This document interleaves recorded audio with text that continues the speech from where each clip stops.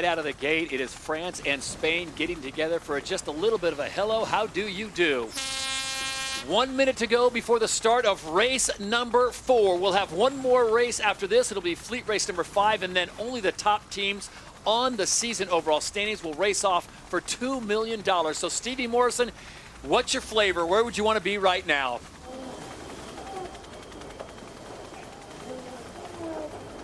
Well, the French have been very aggressive into the start there already with the Spanish, but I wonder if they've made it a little bit too difficult for themselves. Are they going to be able to get back into this mix-up in time? They sailed so well yesterday, but yeah, tangling themselves up with the Spanish. Certainly not the Spanish out of routine, but it's all about the timing. Back to the line now. New Zealand, top of our screen. They've got some space. Denmark and Great Britain are well positioned here. Just 16 seconds to go, and we still can't see the French or the Spanish on the screen just yet. Pole position predictor puts it on Slingsby's Australian boats, but can he roll round the top of the Americans? Here he comes on board Australia. It's going to be New Zealand at the top of the line at full pace. How's your timing, Peter Burling? Oh, he got a bit early there. It's a perfect start from Australia. Canada are going to be fast on the inside, and there's no sign of France or Spain. As they approach mark number 1 of race number 4 here on Championship Sunday. On the inside, it's Phil Robertson and the Canadians. On the outside is Tom Slingsby and the 3-time champions Aussies. Oh, Todd, look at the right-hand side of our screen. That's the French absolutely out the back of the pack, and there in front, the Spanish are off the foils. Oh, my word, the Spanish are miles behind here as Canada lead away at Mark 1, chased down by Australia and New Zealand. But the story's at the back of the pack here. Can the French work their way back through the fleet?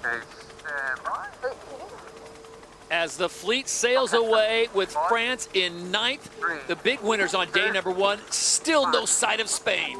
Now, really interesting here, because the French drop back to 9th place, in order to take out the Spanish, that actually flip-flops their season position.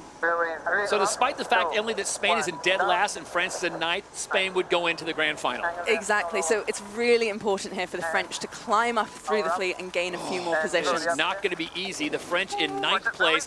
Stevie, I got to wonder what happened with Diego Botín, knowing that that might have been one of the most important starts of the whole season for them. Well, I'd say, yeah, I mean, I think we could get very confused with all of the logistics of that today. We've got this side of our screen here. That will tell us as a fact who's going to get through to the final. So we don't want to overcomplicate things. Fundamentally, we've got a 5-race event that we're in now. I'm surprised the French were that aggressive because I feel it's more important for them to try and stay first than worry about putting the Spanish back a little bit. But as we get to gate 2, Canada, what a result for Phil Robertson leading the fleet round, and the Australian boat's ahead of the Kiwi boat again. We've got a grand final coming up soon. Great Britain on the inside. They got the right way. Canada, a little bit loose there on the left turn, but they've got it under control again. That's the bottom end of the course, the downwind end. That's where Lisa said it was a bit choppier, a bit rougher, harder to control the boats. And from the wind data as well, we've seen it's actually gustier down there as well. Already, since the boats have been out, we've seen gusts as high as 40 kilometers an hour. So during these roundups... Germany putting it. Okay, they got it back. It is a lot of power hitting that wing, and they've got to depower quickly. Look how well that's gone for the French, though. There, look at that. They stayed on the foils, executed the manoeuvre well, and I think as soon as you are overpowered like this, race the course, race your boat efficiently, and try and be smooth, because you're just going to gain easy meters. France has just gone from 9th into 6th place. You look to the left-hand side, that means that France would be in the grand final, and Spain now has moved up into 9th place as they have overtaken the Germans. Meanwhile, it's Australia now in 1st place as they have gone past Canada. Yeah, tight course here, and it's interesting as we see out of that bottom of the course there, heading towards the San Francisco shoreline, has been a gain on that one for Australia. Big gain versus Canada, although Canada did make a slight mistake with the rounding. Yep. Mistakes matter today, Todd. You've got to sail the boat smoothly. And is this a case of seeing Tom Slingsby and his crew coming together at the right time and getting the momentum as they'll go into the grand final? So as Stevie mentioned, yesterday we had more pressure in along the shoreline, and that's what we're seeing here, 37 kilometers an hour for the French team, less for the Spanish. Not good news for them. Let's find out about the conditions right now. Lisa Darmanin, since we talked to you about, what, 5-10 minutes ago, have the conditions changed at all? And where's the sweet spot on this massive San Francisco course? The wind is a little bit more left than we saw yesterday, which means this San Francisco shoreline, it's funneling down here, the wind is accelerating, and it's also flatter water over this side. So I think that's why this side is paying, but we did see a lot of current. So there's this big tide coming from the Golden Gate Bridge down the course, pushing the sailors down the course. So I think that's another reason why they're all coming to the shoreline. But I mean, this racing is still pretty gusty out here, opportunities, but Australia's in control of this race. Yeah, Australia way out in front. Their lead over 100 meters over Canada, who's moved back into second place. Phil Robertson, after a little bit of a messy rounding, has righted the ship, and third place now belongs to Giles Scott and Emirates GBR, with the Danes sitting in fourth. We can see there the blue marks on the screen here. That's indicating the current, so it's moving down the course. They're effectively trying to sail up the treadmill at the moment. It's a little bit slower going upwind. Of course, it's going to take them away down the course quicker, but Australia are in a great position.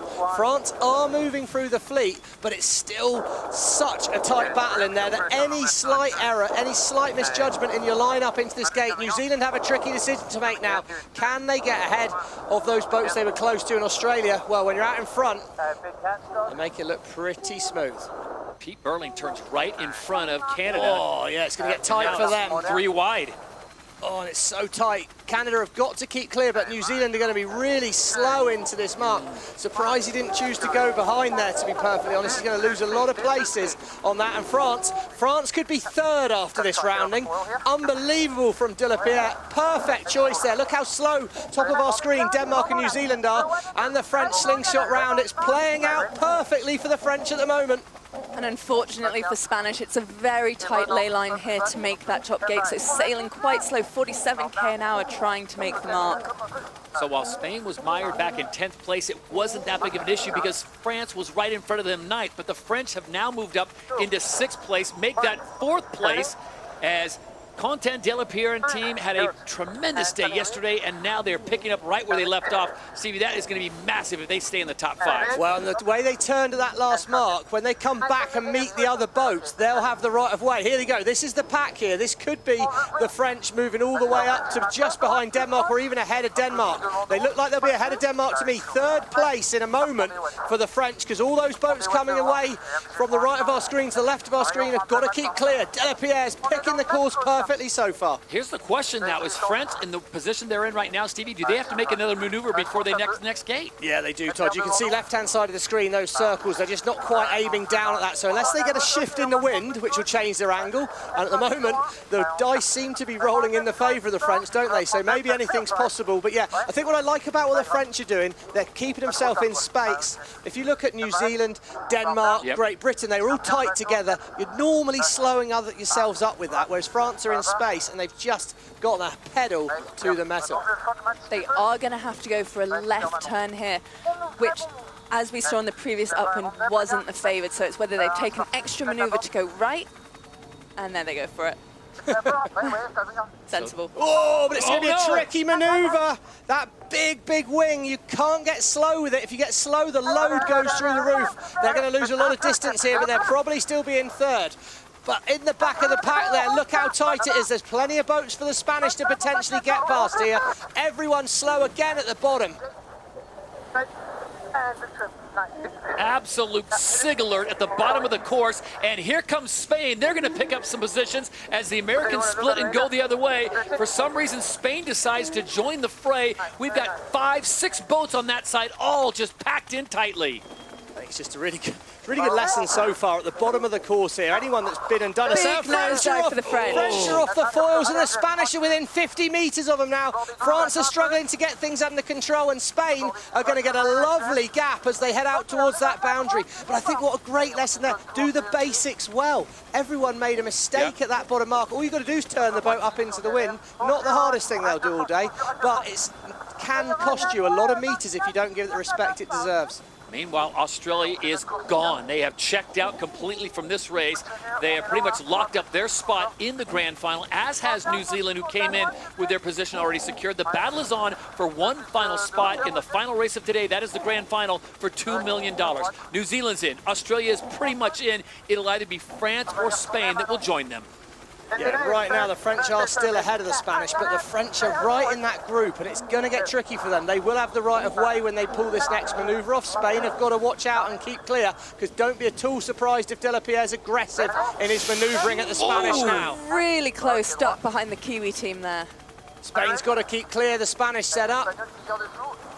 Okay, so the French now back in control, but they've lost a lot of points relative to the Spanish here, which could be costly. But more important for them is how can they finish in this event? They need to get past the Danish. I'd say that could be absolutely crucial, and it's a boat speed race back towards the shore.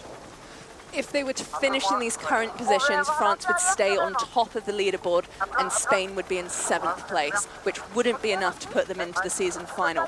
But the point gap means they could still make it in the next race.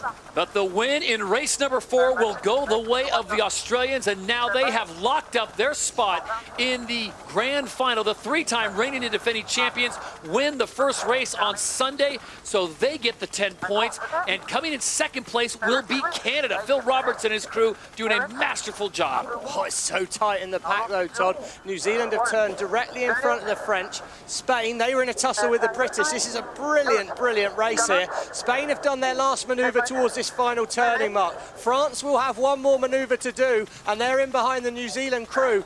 It's going to be really tight coming in here. France have got to nail this manoeuvre.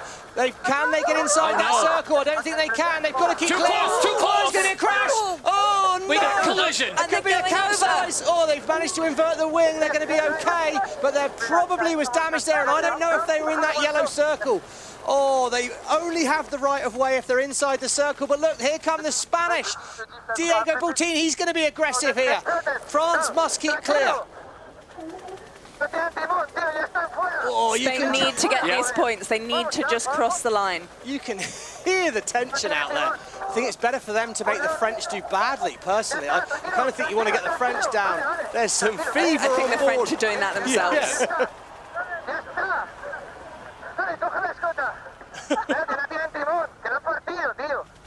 Well, if you want to know what it means to the sailors out there, I think we're getting a little bit of an insight to it. It's been a pretty good sporting day for the Spanish so far today. Oh, my word. And that was pretty good comeback there. In the final 30 seconds, France goes literally from into the grand final to making contact.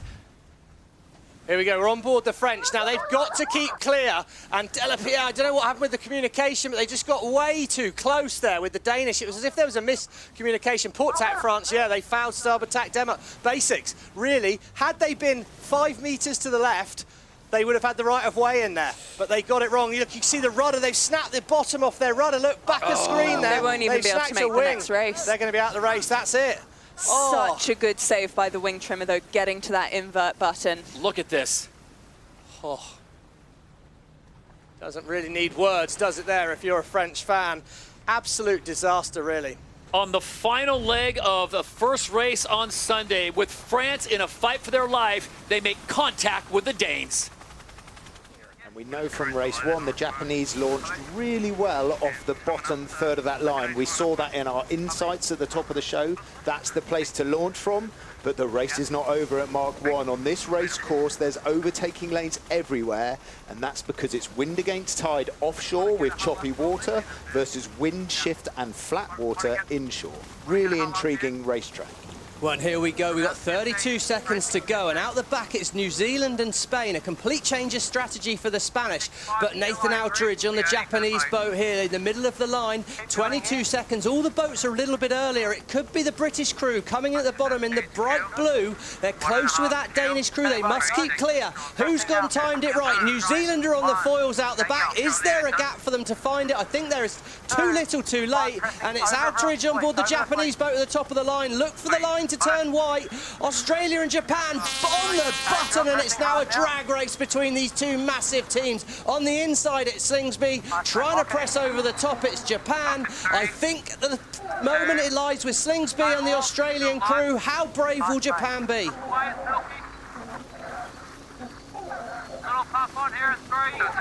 As they approach mark number 1, this is race number 2, and it looks to be like the Aussies might have the best position as they get set to make the turn. And look at Japan and Outridge over the top. Japan have got to keep clear. He's pressing so hard. Wow, that's a precursor for tomorrow's grand final there. An absolute power of strength. My wing, 2, 1, going forward. Early jibe by Outridge. He doesn't like the light winds under this San Francisco shoreline, and in the background, Slingsby. Oh, look at this, they lost control of the boat. Fly too high, they're going to be down, they're not going to be foiling. Big loss coming here for the Japanese crew, massive mistake. 24 kilometres an hour. Australia and Slingsby, he'll have absolutely loved that. He fell over in front of him, and Slingsby's gone, off down the racetrack and away. There's two things I picked up from the onboard comms there. Chris Draper said, I've lost the screen on ports, they've lost their tactical aid. Nathan Outridge replied, if it's going to go wrong, let's make sure it happens today. Well, it's good to find the positive in these situations, and we see on the ladder line at the moment, Australia to the left of the screen have gone well, but it's Contant de la Pierre and the French crew at the moment who are maybe 50 metres ahead, pressed in a little bit further towards San Francisco, and it's the French and the Danish, they're the gainers at the moment, and what are they going to choose at the bottom of the course in Gate 2? And look at Great Britain looking so good in race number 1, bringing up the rear in 8th position, but Ben Ainsley has shown what he can do. Look at these numbers across the board. France now in the mix with Denmark, who had speed at the end of race 1. Yeah, France are hauling, and they are more bow down than the other boats, which means their nose is pointing towards the water. Super risky, but super fast. He is fast and loose, Contant de la Pierre, as he jibes there. He looks like he's setting up for a right turn, but it's Nikolai Sejersted is the big gainer on this downwind. Look at the speed from Denmark. He's going to go left turn. That worked very well for the British crew, and at the moment, these first three are boosted away. 2, 1, angle. Good pressure on board with Denmark SailGP, presented by Rockwell. Nikolai Sejersted doing a fantastic job here in the bay as they move into first place, and they are on to leg 3. There we go, Angelo. That's some Spanish we're going to have to learn this year. That was Jordi Jamar on the helm there of the Spanish boat. Great rounding, good first downwind leg.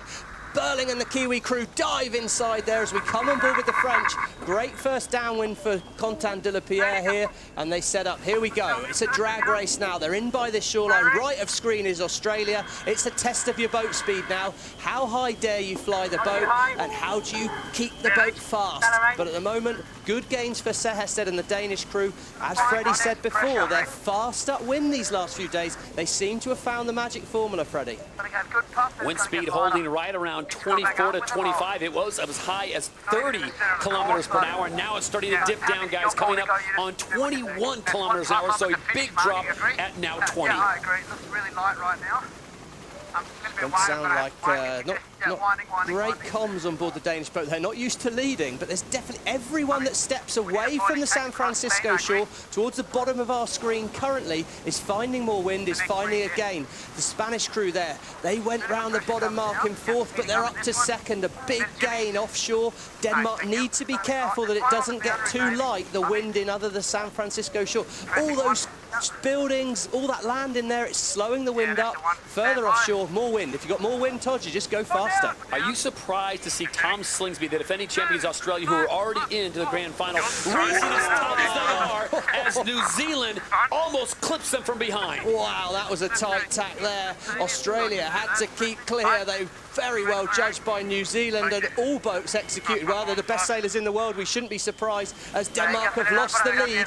They're on port tack, have to keep out the Spanish way. Spanish need to nail this tack if they're going to stay here. Big pressure on the Spanish crew's next tack. Here they go, setting up. Then we get right, that's pretty nice. 2, 1, look, And it is Spain out in front with Denmark and France, the top 3. There you see the velocity numbers, and the wind is dropping as we go down on the water with Lisa Darman. And Lisa, what are you seeing and what are you hearing? It is super light on this left-hand side now, and it's really dangerous to come over here because those tacks are quite difficult to do foiling if you're tacking out on the left-hand side. So really tricky, and those teams are going to have to recalibrate how they're sailing because very different to before the race. Yeah, and you can see that 19.6 kilometers an hour we're showing, just ticked over 20. At the start of this race, it was about 25 to 27, so the breeze has stepped down a fair bit since the start gun. Midpoint in the race here, Todd. Denmark and Spain first and second. Still a bit of race to run here, but wow, great upwind leg by both crews. Here come the Danish. There's the yellow line. That's your lay line. That suggests they're laid up for the top of the course here for gate number 3, but big call to make. I'm not sure I like the look of a left turn. I'm not sure I want to head back towards the San Francisco shoreline, but an extra manoeuvre for Sehested and his crew, that could be costly. I love where the Spanish are now. They need to keep clear of the Danish, take the right turn, and it could look good for Jamar and the crew as they head downwind. Denmark still in a learning process as they make the turn at this gate. They'll be on to leg number 4. They have the lead. Here comes Spain with their new helmsman, Jordi Chamar, taking over for Phil Robertson as the drama played out here in San Francisco. He has left the team. Next year, he'll be a part of Canada's SailGP. Well, let's be honest, I'm not sure we expected this to happen. First day of racing for this young Spanish crew as a Spanish outfit, and they lead at the gate here. One more downwind leg, one more upwind leg to go, and they can do it. And I think it's light winds. Yeah, Tom Slingsby round there. He said, good pressure this way. He's talking about the wind. He loves the wind. They're going so fast. Coming away from the shoreline, it's less disturbed wind, no land in the way of the breeze, and it's a big gain at the moment. Team USA, Jimmy Spithill making their way on to leg number 4. They currently sit in 6th place. Remember, they are in the grand final tomorrow, so they are, in his words, protecting the asset. There you go, lead change. 100-meter gain for the Spanish by stepping out offshore. But look at the leaderboard, 7th and 8th. GBR in Japan. It's a tricky race course out here. And as we look at the boat speeds, both these teams, Spain and Denmark, 100% flight time. The level in this fleet is going stratospheric at the end of season 2.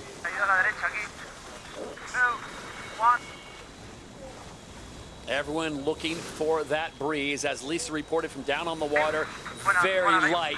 The closer you get to shore, Spain looking good right now. Jordi Chamar taking the lead from Phil Robertson on board as we take you on board Spain SailGP. They have the lead ahead of Denmark and Australia sitting in 3rd, with New Zealand and the USA rounding out the top 5. This is leg 4 of 6. Todd, they've put it in the water. That's going to be costly. They're on port tack now. If it's close, the Danish will have the right of way. It is close. Ooh. It's a lead change. Denmark, look how high they're flying. The boat is getting light at the bottom of the course, and any mistakes are being punished. That's a 100-meter mistake in that jibe by the Spanish.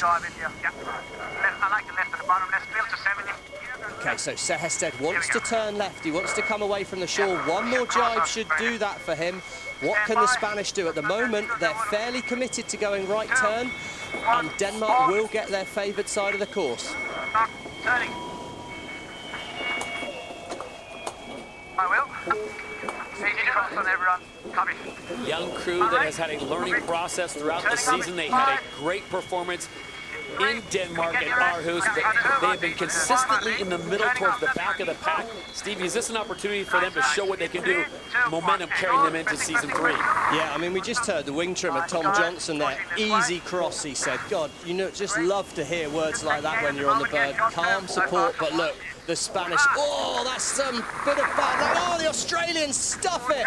Flying too high there. Apologies for the language, a complete loss of control on the Australian boat. Flew too high. I was just about to say, season 1 champions chasing down the young Spaniards, and wow, well, there you go. That'll be them out of this contest with the Spanish crew now. And in the background, it's Japan and the USA pushing down the course. And you can see the wind speed is built all across the course. Look at our top left, and the wind speed left to right is very, very similar. So the breeze is filled back in on the shoreline, but it looks like it hasn't affected the Danes here as they've stepped out from the leeward gate and extended 100 metres. I think one thing maybe to remember, Freddie, at this stage of the tide, on the bottom of our screen, the tide is going from left to right. It's like if you come away from the shore, you're on a conveyor belt. Yes, they're on the travelator to the windward mark, so they paid the price with slightly choppier water for their tack, but they're on the travelator upwind to the final gate. So it's Denmark, Spain, and Japan as we check in back on the water with Lisa. It's really flattened off across the whole racetrack now, which indicates that the tide has actually changed. So the guys will also have to take that into their consideration with their strategy. That all got a little bit shouty on board the Danish boat there, and what I really liked is Nikolaj Sehested just leaned forwards and tapped his wing trimmer, Tom Johnson, on the shoulder and said, Easy, mate, easy. Just hit the reset. Where he is, Nikolai Serhestedt. He's a round-the-world yachtsman. He's not likely to get too flustered in San Francisco Bay, I would have said, to be perfectly honest. He's seen some big situations. What a calm guy. Great to see the Danish. This is a big moment in Danish SailGP's career. Huge moment coming up potentially for them if they can hold it together for the next 2-3 minutes. Yeah, they won a race in Aarhus at their home event, and that was fantastic to see. They did really well in Saint-Tropez and broke a jib sheet whilst leading the race. So this would be a bit of a crowd favourite win, in my opinion. Look at this shot here, right-hand side of screen, the Spanish crew, we can see that sparkling water. Sun's reflecting, but that looks like more wind to the right of screen. Denmark, the fans of the Danish team will be very happy to see hydrofoiling, and look at the loss that bad mark rounding by Tom Slingsby and his Australian crew have made as Nathan Outridge. We said he was last on the downwind leg. He's put the shifts together and he's up to third. Outridge, the wind whisperer, he's back in the game. And moving up to second place, Denmark has the lead. They have the right of way. It'll be one more turn for them on leg number 5. They'll be onto the final stretch to that finish line as they head back towards the shore with the crowds amassing on the seawall. And what a performance and what a result for the Danes. Race number 2 of 3 on the day, but giving them a lot of momentum. And you talked about this. This is a young team. They're still trying to earn their way in SailGP, but this is a great way to start. Yeah, I mean, what I love the most is the tempo. They sound really calm. Serhestedt's being a leader. He's leading the team. He's keeping the team when he needs to. That's Tom Johnson, the wing trimmer, talking about the wind coming for the tap. Yeah, exactly. Stand by. 2, 1, and 4. Have a look in the background, Todd. Look at the Japanese crew up to second place. We can see on the left-hand side of the screen there how Outridge has put this lap together. Well, we're going to have to look back at that later. Outridge now straight round the outside of the Spanish. Denmark well set up for gate 5 here. Just a blast to the finish. Nathan Outridge can tack. It's going to be very, very tight with the Spanish crew, but the Spaniards have to be careful here and watch out for Nathan Outridge and his Japanese crew. He's got to put the tack in carefully. He will gain right of way, tacking onto starboard tack. It's going to be tight. Here goes Japan onto starboard tack, gains the right of way. Spain must go behind, and it's Japan. Well, 0 to hero on that upwind leg. What a performance by Nathan Outridge. His squad looks to be on their way. Meanwhile, Spain comes off, and they put both holes in the water. As Japan speeds away, they'll hold on for second place, but all eyes on Denmark as now the Aussies come into play. And you know Tom Slingsby's going to push the issue just a little bit. He's got to be careful here. He's on the inside. I'm not sure if he got there. I think he got there too late. That's going to go to the umpires, Craig Mitchell. For me, that was too aggressive from Slingsby. He gained the overlap so late. But congratulations, Denmark. The Australia relative Spain, penalty Australia relative Spain, not entitled to mark room. Not every day I'll say this, Todd, but I agree with Craig Mitchell on there. That was a bit too late for the Australian crew. I think that was too aggressive, but wow, fair play. You've got a final tomorrow, Tom. So that's a put behind penalty, right, Stevie? He needs what to the Australians have to do. Sorry, Freddie, yes, exactly. It's a boat-on-boat penalty, so the Australians must get behind Spain, but what they'll do is they'll put... He's having a whinge about it. He's having a whinge. He is having a whinge, but he's got to, he'll be put 5 seconds behind Spain now. Well, Tom Slingsby living up to Tom Slingsby, doing Tom Slingsby things as he got very aggressive there on race number 2, coming up on that final leg, really putting the pressure on Spain, and he gets the penalty. So he will finish in 4th place behind Spain as we take you back on board. And look at this view. Here we go. Australia, double speed, but it's not until he gets an overlap that the Spanish must keep clear. Spain enter the circle first. He's too late in behind on board the Australian. It was too late he dived in. Penalty Australia. And there you go. I've got to say, I do agree with that. We're on board Australia, on the back of the Australian boat now. That's the view of Slingsby, how he's judging that. Oh, he's just diving in. And we're sorry about the language there. A big, tight moment. He's 24 hours out from this final. Huge moment. With the Manhattan skyline in the distance, the 10 international teams are now in the start box as we are 45 seconds away from race number 3. Remember, it's 10 points for the winner, 1 point for last. It's all about getting the maximum points. And Stevie, the dance begins. Where do you want to be? Oh, the positioning's going to be so hard on this start line. It's a short leg to mark 1, so that inside position, the end of the start line near the top of our screen where New Zealand are sitting now, that's a pretty good place to be. But United States, they're up and foiling. Our pole predictor, the yellow dot at the top of the Danish wing there, they suggest they've got a great space, but I don't see how they're going to thread the needle from there right now. Who's got their timing right? Australia are foiling in the middle of the line, Switzerland towards the top of the line, but it's all about hitting the line when it turns wide at speed. France could have timed this perfect. They're coming through on the slingshot. The French look good. Oh, what a blanket start. Early start penalty, USA and Australia. Oh, they need to drop to the back of the fleet, and with just a 4-race series to get to the final, pressure on Australia. But France, Delapierre needed a start, and he slingshots out of the gun. So Chief Umpire Craig Mitchell delivers the news to the Americans and the Australians. They'll have to drop back as they approach mark number 1. This is race number 3 here in New York City, and you gotta like the position of both the French and the British. Oh, the French are going to be able to hold on the inside there, and it's no distance to the first turn. New Zealand are on the inside. Expect them to split first. They'll be the first boat back out into clear wind, and it's all about the execution of the manoeuvre. Brilliant foiling jibe by the French. The first 3 teams have all managed to execute that foiling jibe, which we know is critical at this first boundary where it is lighter under the shoreline. There are the speeds across in both miles per hour and kilometers. Much different than what we had yesterday, as Lisa Darmanin reporting the weather and the wind is cooperated today. It is the French, it is the British, it is the Kiwis out in front with Phil Robertson, currently the Canadians' overall leaders after 2 races. Interesting to see what happens here tactically, Todd. A lot of the teams looking to keep things simple manoeuvres-wise. Expect a split potentially here from New Zealand, and we're going to learn a lot about the course on this upwind leg. France lead, and they're well set up from here. Working up in 2. Here we go, the British, they need a big result. They had a good first day, but they're just out of those top 3 places. It's so tight in the top 3. Spain, way out the back at the moment, and for the season points, let's remember it's all about that battle for the grand final in San Francisco, and Spain, they will not like the look of this, or will Denmark. Currently, it is good news for GBR along Governor's Island shore. They've got 28 kilometers an hour of wind, while the French have slightly less further offshore, but anything can change. So they'll make their way up the course on leg 3 of 7, as Stevie mentioned in the course preview. It's a tight course, Stevie, but there still are places where you can make passes. Yeah, I think that the hard thing today is finding space. Interesting here, we saw New Zealand in the middle of the screen, and they'd chosen to turn away across the middle. Obviously, if you're France or Great Britain, it's kind of easy. You're leading out of one of the marks, you've got clear wind. It's if you're in the pack, how do you find an overtake? And I think a feature in New Zealand's season has been finding that space when there really isn't a lot of space. There you go, look at them, on their own, no surprise there, heading towards, well, we don't know what wind right now, but they're able to sail the boat free and fast, and that's what they're so good at.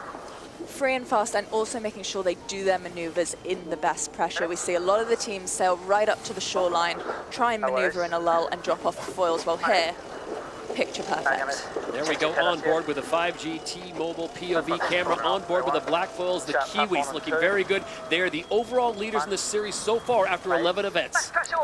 They're right back in it. They've got the right of way over Great Britain, but I think they're clear ahead. They are. Here we go. Let's watch the British manoeuvre here. Hannah Mills already on the new side. She's trying to look for the wind. She's in that strategist role. Ian Jensen, he's across quick. Fast spin on the wheel. Hey, yours. Straight. Small pressing. Hannah Mills takes the wheel momentarily. Giles Scott crosses over. Remember, Emirates GBR coming off a big win in Halifax, Canada. Bit of a drought for them, but they are looking very solid. And currently this would see them through to the final in that lead position, with Canada hot on their heels and the Kiwis.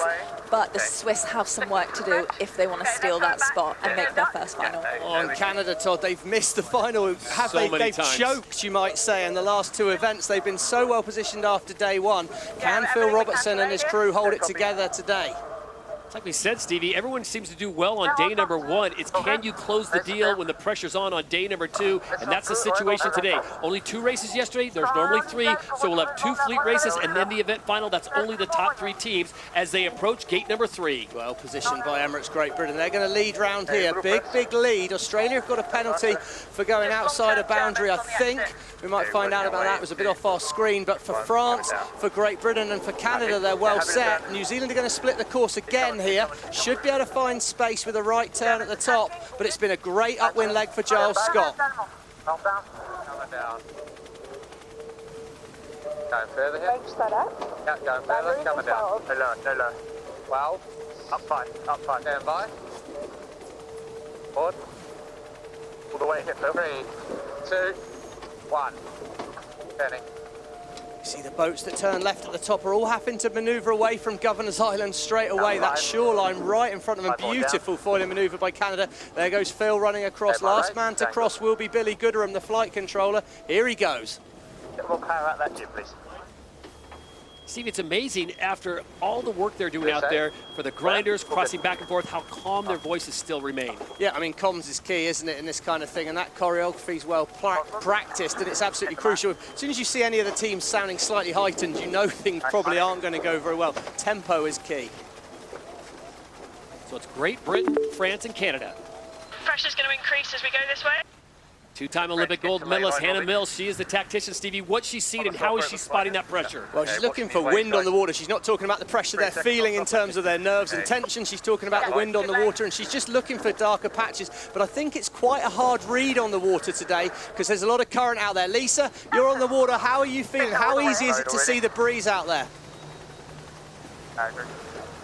It's really difficult to see the breeze out here, and that's because when the water is moving because of the current, the wind ripples are very different. So the sailors, you look for the dark patches, the ripples on the water. So it is quite confusing. You might think there's some wind there, you go, and it's actually just current. So the current is playing with the tactics as well, but to me, that side away from Governor's Island definitely looks like it has more breeze. It's easier to do those foiling maneuvers. So I think, yeah, it's a really difficult day to be a sailor. Here we go, Lisa, into gate number 4. This is going to be tight. New Zealand makes the turn first. Then it's Emirates GBR and the French, and they just passed behind them. Yeah, right of way to Emirates and France there, so they've got round. But New Zealand, once again, they're going to lead out of a mark in clear wind. They've got a chance to attack. But last time, that right turn for Great Britain was a good move. They made a gain heading towards Governor's Island early.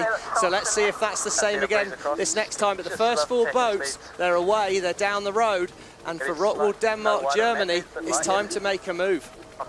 And GBR manoeuvring away from the island there, and they have managed to stay on the foils. We saw the French briefly touch down in theirs, but brilliant sailing by the British team. Leg 5 of 7. We'll have 2 races and then the event final. And right now, Emily, it's Great Britain, Canada, and New Zealand that would be in there. And surprising, nowhere do you see on there the Australians. Surprising indeed, but look, they're right out at the back, 9th place and with a penalty. Yeah, I'm not sure what's going on with the penalty. I've heard rumours that they've had a glitch on their screen from our chief umpire, Craig Mitchell, but we'll check back in on that as soon as we can. We'll see the Australian incident, I think, in a moment, potentially out on the water as we see. Here we go. We come on board the Australians. Oh, look at that. They get way high on the foil. Big crash down there. Oh, they've had a big issue there. Excuse us for the language on board. A bit emotional, as you can imagine. They just don't seem to catch a break on that Australian boat at the moment. And, of course, the trouble with flying out the water and crashing down like that is the water's then full. The boat's full of water. Anyway, back to the front. And what a 4 race we've got going on here. Perfect foiling from 2 of the teams. But Canada, they're up to 2nd. They're on the charge, but France have got the right of way. Who's going to call the bluff here? Will Canada try and cross? It's so tight. No way Phil Robertson's backing down. No way. Oh, Contan hunted him there. He turned towards him, but I think that was clean for me. The French couldn't quite get to him. New Zealand have space, but Giles Scott's a bit of a masterclass from the British at the moment. Giles Scott, Emirates GBR out in front. Leg 5 of 7. They'll go through gate number 5, then they'll come back up course and make a quick right-hand turn in front of the fans on Governor's Island for the finish. That would be a win in race number 3. And for Emirates GBR, that would give them a win in race number 1 and a 7th in race number 2 and a 1st. So, Stevie, points would be fantastic for the Brits. Yeah, so important. And really we see back in 7th at the moment, the Swiss. They're the ones that need to make the move. We're on board the French again there. Look how high they're foiling that boat out of the water. Right there, manoeuvred right in front of the New Zealand team. Absolute aggressive manoeuvre, but at the moment it's the Canadians on the charge. They look to me like they're going to be very, very tight with the British. Right of way with Canada here. What does Giles Scott and Great Britain do? He chooses to cross, but it's going to be a very, very tight moment here. Right turn for Great Britain, left for Canada, and it's all on. There's just one leg left down to before the finish. A really impressive leg there for Canada. Yeah. Don't forget, at that bottom gate, they were fighting for 4th place. And all the way up into 2nd, almost 1st now. So Phil Robertson's worked a little bit of voodoo magic out on the course here today because he is now back into 1st place. GBR's dropped to 2nd, France is in 3rd, the Kiwis have dropped to 4th, and Denmark rounding out the top 5. The Americans, this has not been their regatta, Stevie, and what can you say? I mean, Emily, why are the Americans struggling so much? So looking at the data from the Americans yesterday, we saw that the US team were the most dynamic on the wing controls and the flight control. And that does make sense. You've got a new wing trimmer in there who's trying to figure out how everything works, but he might be being a little bit too trigger happy, making too many changes, which is going to make it really hard for Taylor Canfield to drive. So I expect if they can figure out how to get locked in, a bit more stable, we should see some better maneuvers and less losses. Jeremy Wilmot put into that role, so it's a very tough baptism by fire for him and the Americans as they look to make moves. Meanwhile, back at the front of the race here as we come down to the closing moments, it is Phil Robertson and Canada that has taken the lead ahead of Emirates GBR, and it's one more turn around gate number 6, and it is the Canadians that lead the Brits with a finish line shortly. Buddies. That's how you sail a race. Not lacking confidence, Phil Robertson brings it in. The race is not over just yet, but barring disaster, Phil Robertson will be celebrating a big victory. That gives Canada a 4th place finish, a 2nd, and now a 1st. Great performance by the Canadians there. That puts them in the box seat ahead of this 4th race and in the box seats in the race to make the top 3 here in New York.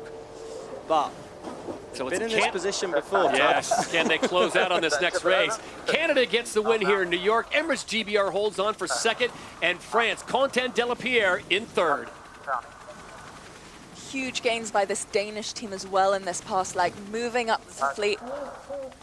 But they need more than this. They've got to make the top 3 here, Nikolai Sehested. He's not there at the moment. It's a good performance, but they're in behind New Zealand, and they're not that far ahead of Spain. Spain in 6th, and they really need season points. But the big story, 9th place at the moment, left-hand side of our screen there, Australia. We're hearing they've got data issues on board the boat. They're struggling to know exactly where the course boundaries are, hence they've had a few boundary penalties. But the Australians, they need a result here to have a chance of making that grand final in San Francisco. You don't have to panic just yet with the Australians sitting on 71 points. They're 6 points clear in the overall ahead of France.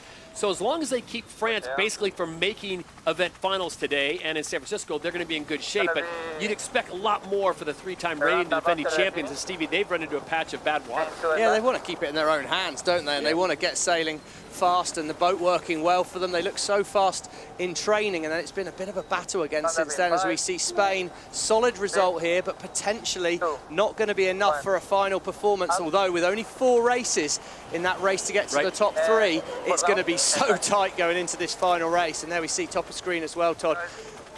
The Americans, that's now 6 10th place finishes in a row, and I don't think they've beaten another boat since Sydney this year. So that's a lot of pressure on board that American team to start to find some results.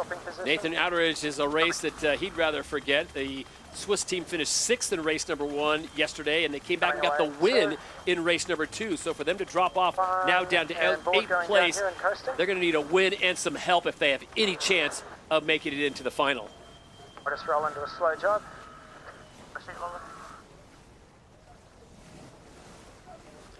And it'll be Australia going around gate number 6. The Australians will take 9th, and the USA, as Stevie pointed out, will finish 10th place.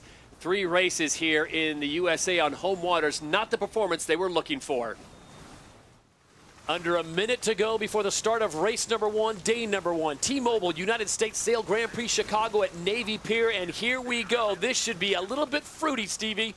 Well, it looks wavy outside the boundary here. We can see New Zealand and Switzerland. They're lining up for the bottom end here. Switzerland must be careful. They've got to allow space for New Zealand to get in there. They're both off the foils, 30 seconds to go. How's the timing? Canada think they're on time. They're coming in foiling fast. Is there going to be room? We've got other fleet members. Different approach from Slingsby and Australia closer to the line. 19 seconds to go. This is Great Britain.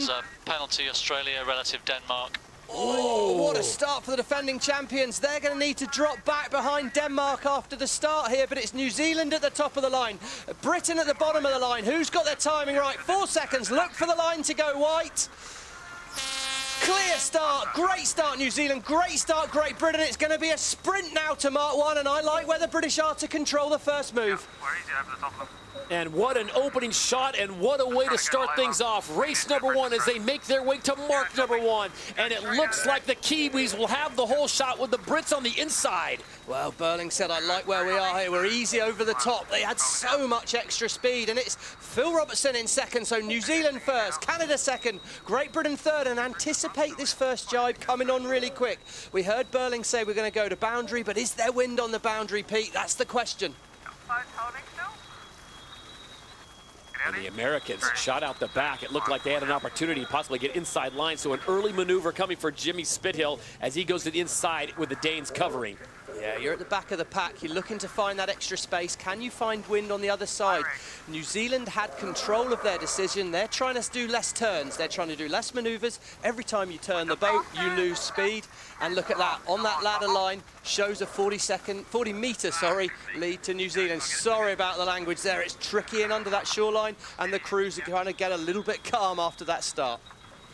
So we'll keep you up to speed on the legs and the distance. These races will be under 16 minutes, so it's going to be fast. Remember, 3 races today, and they're all trying to get as many points as possible to make it in the grand final, which comes up tomorrow. Yeah, we just saw New Zealand there porpoising a little bit downwind, flying too high. They got out of control, and they've slowed up. They came off the foils, and that's given the opportunity to Ainsley on board Great Britain. Can he take the wind of New Zealand? He's already passed Canada. The British boat looks fast on this first downwind leg.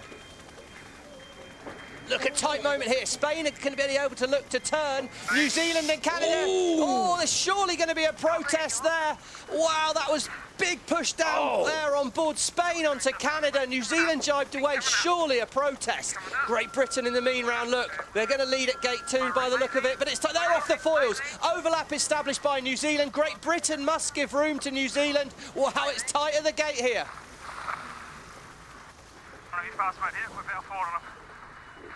Heavy to boundary. So a big change as New Zealand gets around Great Britain. Still waiting to hear if Canada will protest on Spain as they make their way around gate number 2. Great Britain, Spain, Canada, New Zealand all fighting for that top position. I think what's grabbing my eye, Todd, is how out of control the boats are. I think we're going to probably need to go down on the water in a little while and find out from Nathan and Lisa if there's anything that's causing the boats to look so out of control. I think a lot of this has to do with the fact that the chop at the bottom of the course is much bigger than up at the top. So the boats are coming down with great speed, getting into more unstable water. And when this happens, you want to start to fly the boat slightly lower to have more foils in the water and a little bit more control. So it's adjusting to that as we go. See the wind speed right now holding just around 28 kilometers an hour. The Americans really having a hard time getting down on that second leg. And the rest of the fleet sailing away. New Zealand, Spain, Denmark, and Great Britain, the top 4 right now. Yeah, it's interesting. We can see a lot of the boats headed in towards that city shoreline. I'm surprised. I thought there'd be less wind over there. But at the moment, New Zealand and Peter Burling, well, they're doing a great job. They look fast, 55 kilometers an hour. And look how high they're flying the boat there. It's not super high, but they're keeping the boat steady. The boat's not moving around too much. That's normally a good sign. Look on the left there, Canada. Wow, second at Mark 1. They've got penalties on them, and they're dropping back 7th at the moment. Tricky race for the Canadians. This is Denmark setting up to tack to turn the boat here. Turning on the boundary, they spin the boat through the wind. That's the voice of Nikolai Sehested. Smooth turn, he now has the right of way. Spain needs to keep clear. Spain had the speed, so they didn't have to dip behind the Danes, so they will pass safely. Great Britain just off to their left-hand side, but it's still the Kiwis. New Zealand out in front, still looking for that first elusive victory.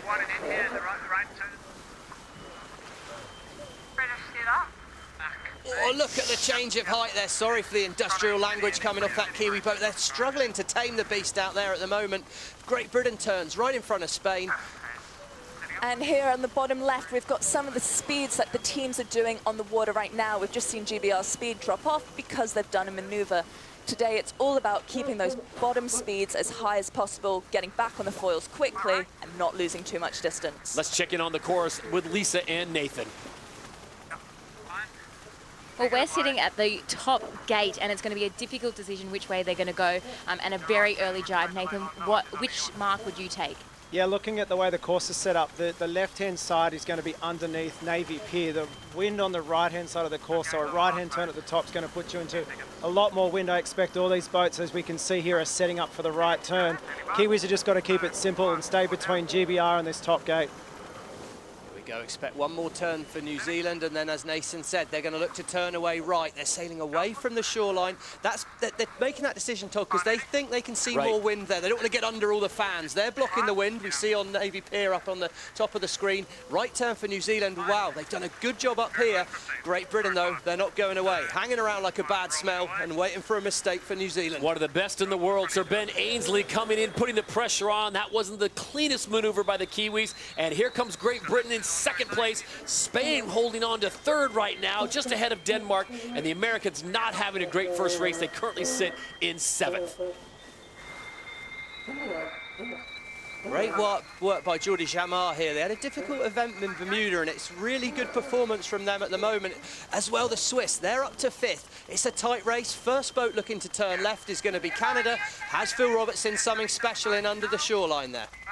Maybe one of the biggest shockers, the winners of the last event in Bermuda and the two-time defending champions, Australians, currently sitting in seventh place. Look at their speed dropping down to 46 kilometers an hour. Meanwhile, Canada going in excess of 70 kilometers an hour. And this is the team to beat right now. New Zealand got it right at the start, Stevie, and they have not looked back.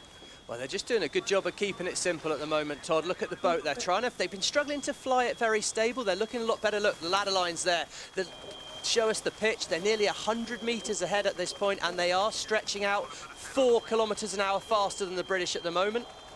100% fly time for our leading two teams here, but look at the speed on New Zealand.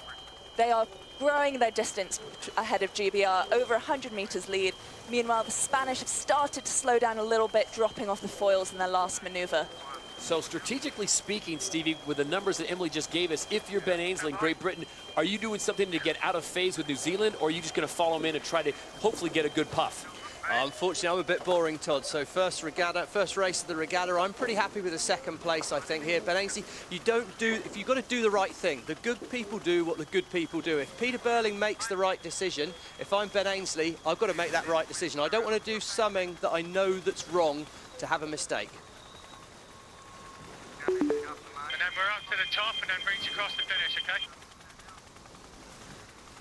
So that's the voice of Sir Ben Ainslie, the driver for Great Britain, and he knows exactly, already thinking about what he's going to do at the top of the course. Well, it'd be nice to think he knew where he was going, Todd, that is for sure. But yeah, we're now at the bottom here. This is leg 5 or 6, just one more upwind, 2 or 3 minutes of this race to go in there. Ainslie, not the tidiest rounding, but he's doing the right thing, staying tight to New Zealand. Don't throw away a second and turn it into a third by doing something you know that's wrong. All about getting points. Remember, you want to be the top 3 points getters after 5 races between the 2 days, and then you're in the grand final. The top 3 will race it off for the title. And look at this, very congested Lakeshore Drive at 5 o'clock on a Friday as they all try to get that mark, and a last-second change by Spain as they will follow Australia in it and lose a position. Really difficult downwind leg for Spain, and interestingly, it's the boats that Australia stuff it on the right turn. Uncharacteristic mistake. Both holds in the water. Look at their speed drop off here. And now we look at here. We look stretching away in first place. It's New Zealand. Got a tight block on board the British now. He's keeping it tight. Peter Burling, the 2-time America's Cup winner. And this is the performance that so many people expected when he came on board with SailGP. Has not had the results as of yet, with Blair Tuke on board, some of the best sailors in the world on that boat. And this, I think, Stevie, is what New Zealand fans have been waiting for. This is the first time we've seen them start a regatta like this. We've seen them win races before, but this is the first time they've come out of the blocks with a real showing of intent.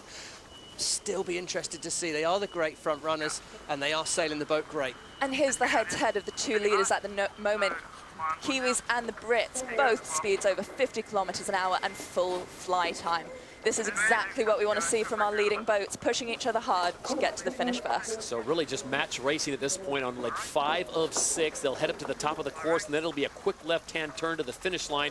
And then they'll have a few moments to regroup, a little intel, and then it'll be on to race number 2 as we check in with Lisa and Nathan on the water. Well, which way you go is pretty clear, but there's still plenty of mistakes being made around this racetrack. Nathan, from your view down here, why are people making so many errors? Yeah, to me, it just looks like the fresh water and also the cold water is really struggling, you know, with these flight controllers.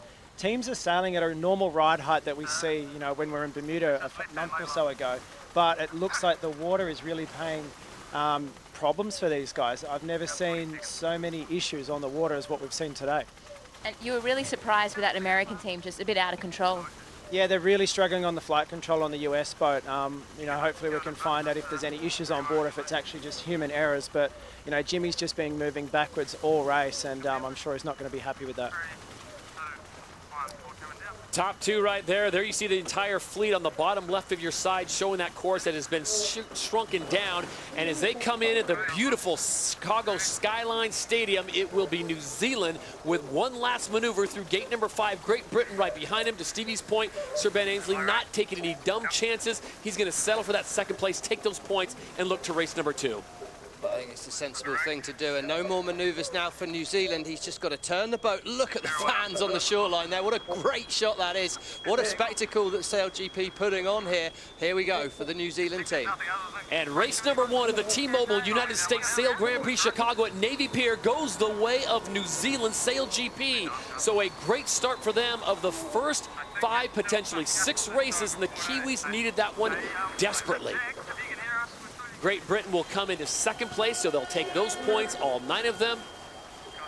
And a great running for Denmark. Nikolai Sehested, Denmark SailGP presented by Rockwell, having a nice start to this regatta with a 3rd place in race number 1, and the rest of the fleet coming through. Now, Steve, this is all about fighting for scraps, but as we've seen in Bermuda, 1 point can be the difference between you making it into that final race and going home and watching it. Points really count, and apologies for some language you might have just heard after the finish of the race there from some of the teams. Tight in under the Navy Pier. Canada, they've done a nice job. They pulled that back to 4th. Solid result. As you say, at this point it's building a series, Todd.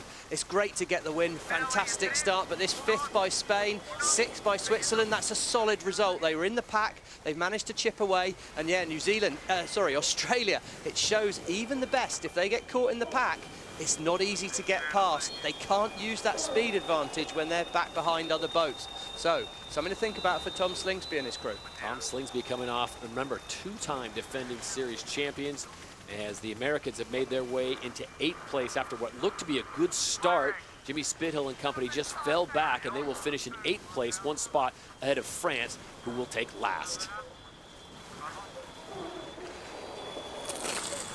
So a lot to debrief, not a whole lot of time to do it, as the race completes in under 12.5 minutes. But once again, it is New Zealand leading from start to finish. Under a minute to go as we get ready for race number 4. It is Championship Sunday here at the Mubadala SailGP Season 3 Grand Final, San Francisco. Everyone is going to want to lead this race, Stevie, and get to that Mark 1, get away from trouble, and really end Season 3 with some momentum. Exactly right. We're looking here now at this lineup. The boats are all early back in the box. The start line to the left-hand side of screen shows us red at the moment. That'll be white when the start line's clear to go. We see Emirates GBR, they turn in late. Australia and New Zealand up the line. They have a good position here. We're right overhead. What a view of this start line here. Emirates GBR looking good. Who's going to get their timing right as we come in? Australia foiling. Let's watch what happens. Emirates GBR lined up well here. Canada lined up well as well, and Australia's timing at the top of the line. They're going to have the fastest angle towards Mach 1. How's your timing up at the top of the line there, Tom Slingsby? Watch for the lines turn white. Oh, they're all on the money, but out of the middle of the line, it's Canada, Australia, and at the bottom, a close incident between USA, and there at the bottom, hopefully everyone's okay on that start, but Canada are going to lead the fleet into Mark 1 unless Tom Slingsby can get that roof flying in fast. As they approach Mark number 1, it is an absolute drag race. Who has the inside line? And right now, it looks like the Canadians will lead at Mark 1 here in race number 4.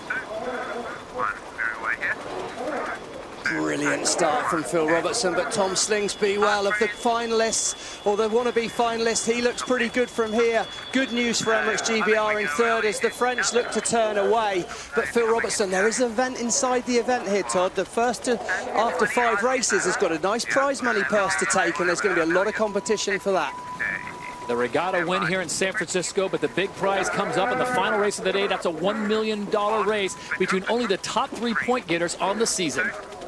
Canada flying downwind at the moment, 65 kilometers an hour, 40 miles per hour, 32 knots for all the different numbers. Early to turn though, Emily. There we see the Canadians have turned, they've spun away, they had that great boat speed that you mentioned, but as we look here in the distance to lead, it's GBR. They were first to turn, coming down the middle of the course. There's a little bit more adverse current on that San Francisco shoreline. It's kind of like a treadmill, it's going from left to right on the screen.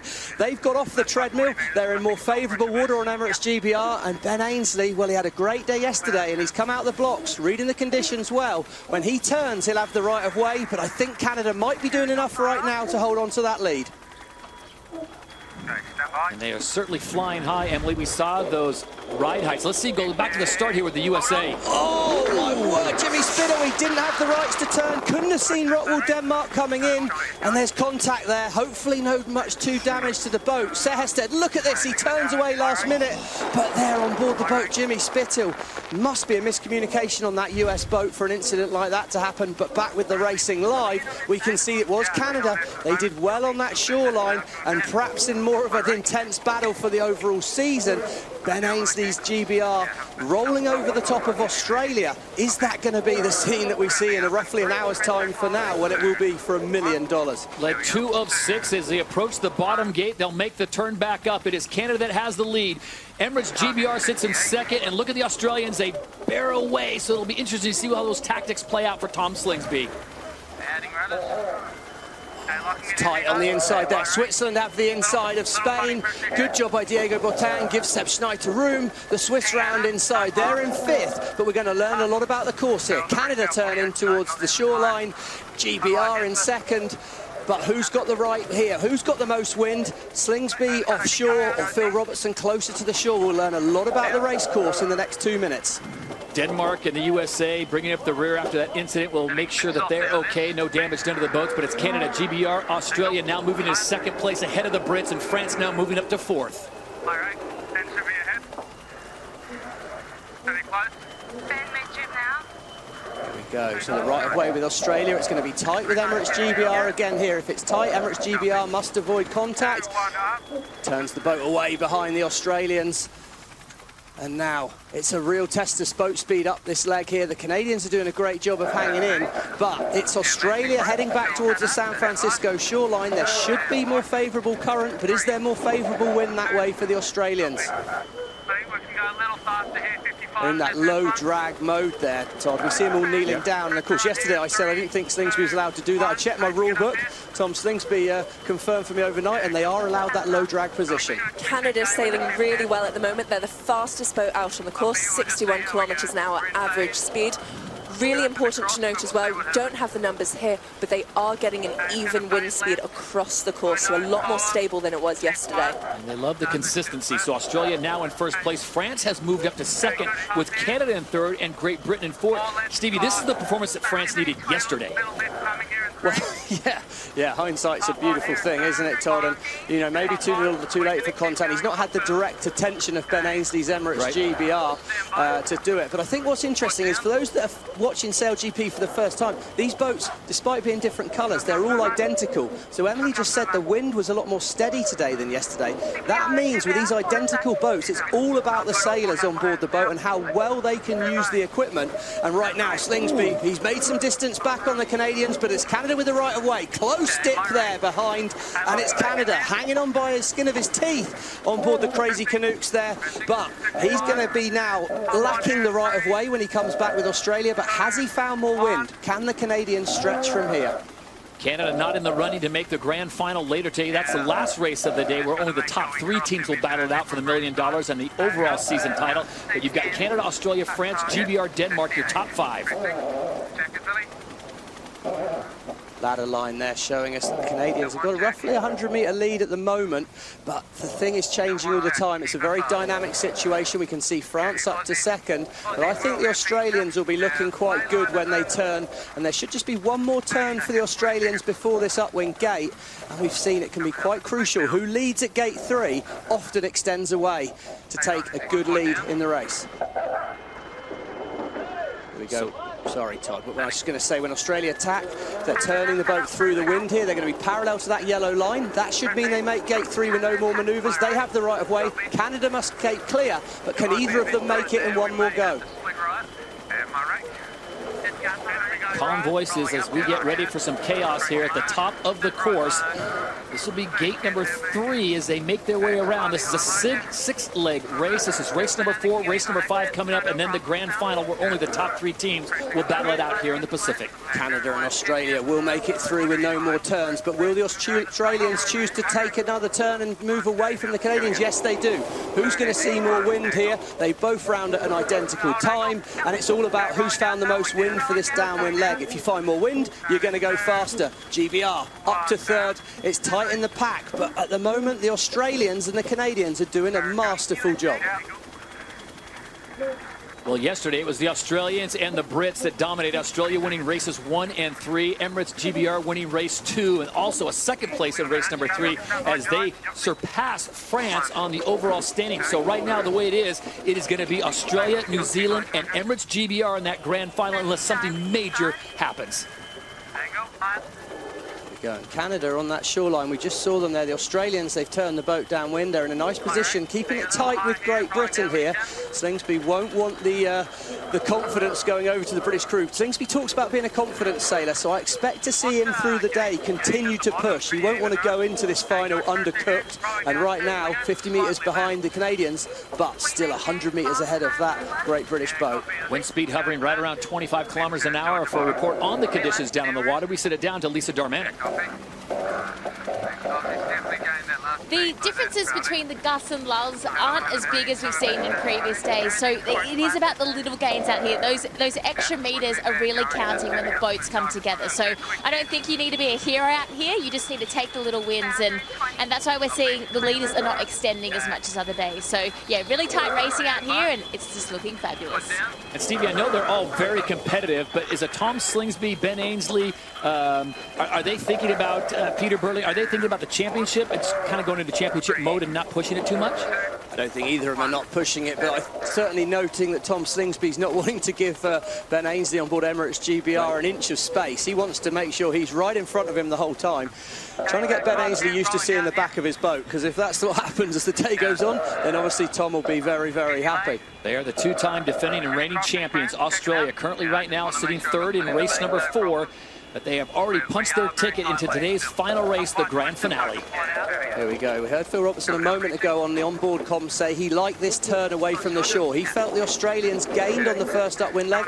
He's learnt his lesson, and this Canadian boat turns away. The Canadian crew doing a fantastic job on board that boat. They looked a little ragged yesterday, but they're sailing the boat well today. They're fast, and right now they've got the Australians behind them, and Phil Robertson's going to be keen to keep them there. One more upwind leg, and then a short reach leg to the finish. Not a lot of this race left here, Todd. Top of the course, and then it'll be a hard left, and they'll be right on shore, so the fans there will get a great view of the winner of race number 4, and race number 5 will come shortly thereafter. As Australia turns away, Canada looks over, go to the top of them. Stevie, is this a situation where Phil Robertson's going to try to send some dirty air if he can get a better angle on Australia? Here we go. It looks like it's gone pretty well for the Australians again here, Emily. They look like a small gain on the Aussies. Oh, sorry, on the British. Yeah, coming out on that right-hand side didn't leave a lot of room for the Brits there after a really good downwind performance. We saw the Brits downwind gain back the distance. They were the fastest, 63 kilometers an hour. But after the rounding, ended up going inshore and into a lighter patch. We saw them drop off the foils briefly before coming back out offshore. We're always learning about the course here, but right now we can see Australia. They're going pretty fast. They're showing us 50 metres ahead of the Canadians. When they turn on board Australia, they need to be sure they can cross clear ahead of Canada, because it's Canada that have the right of way. This is a tight moment.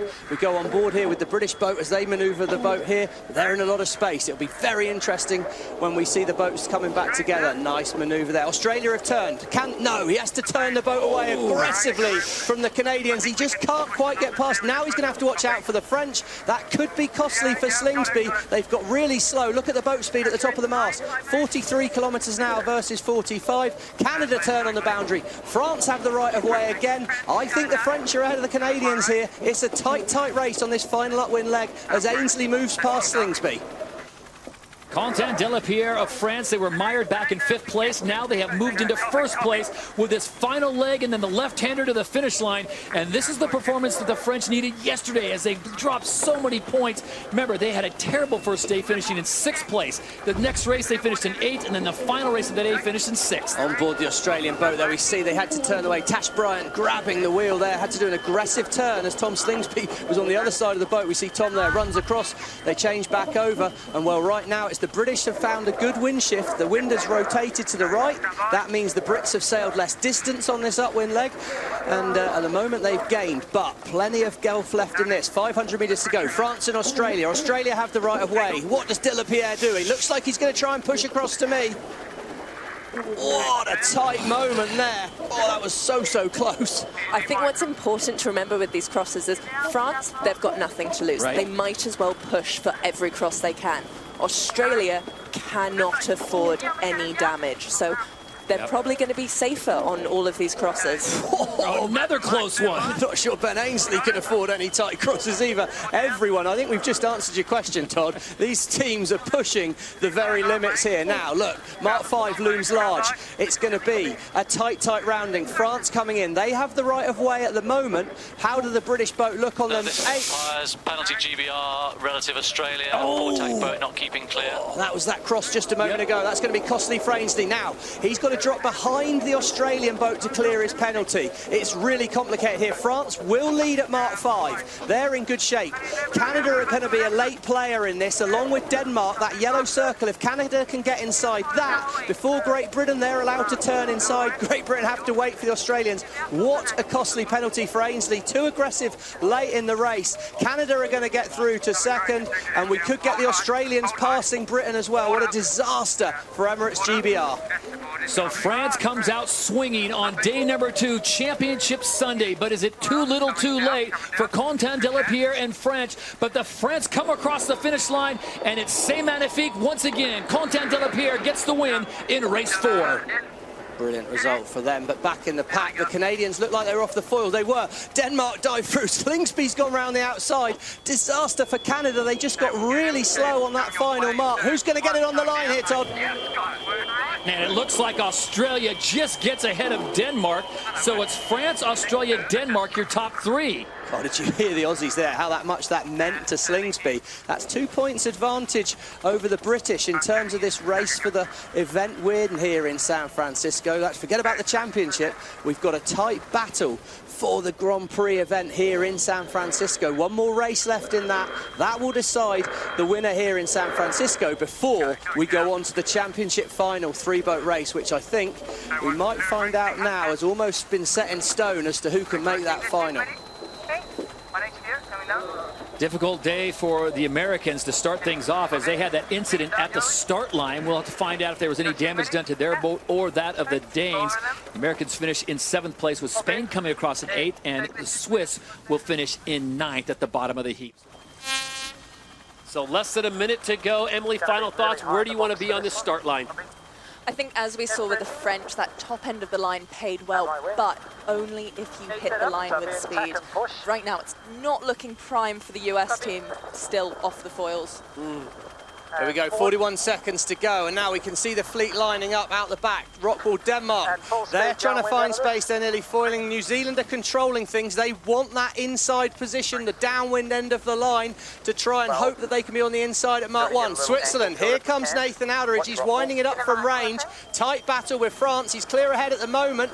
Looks like he's going to have the proper positioning here. It's all about timing though here.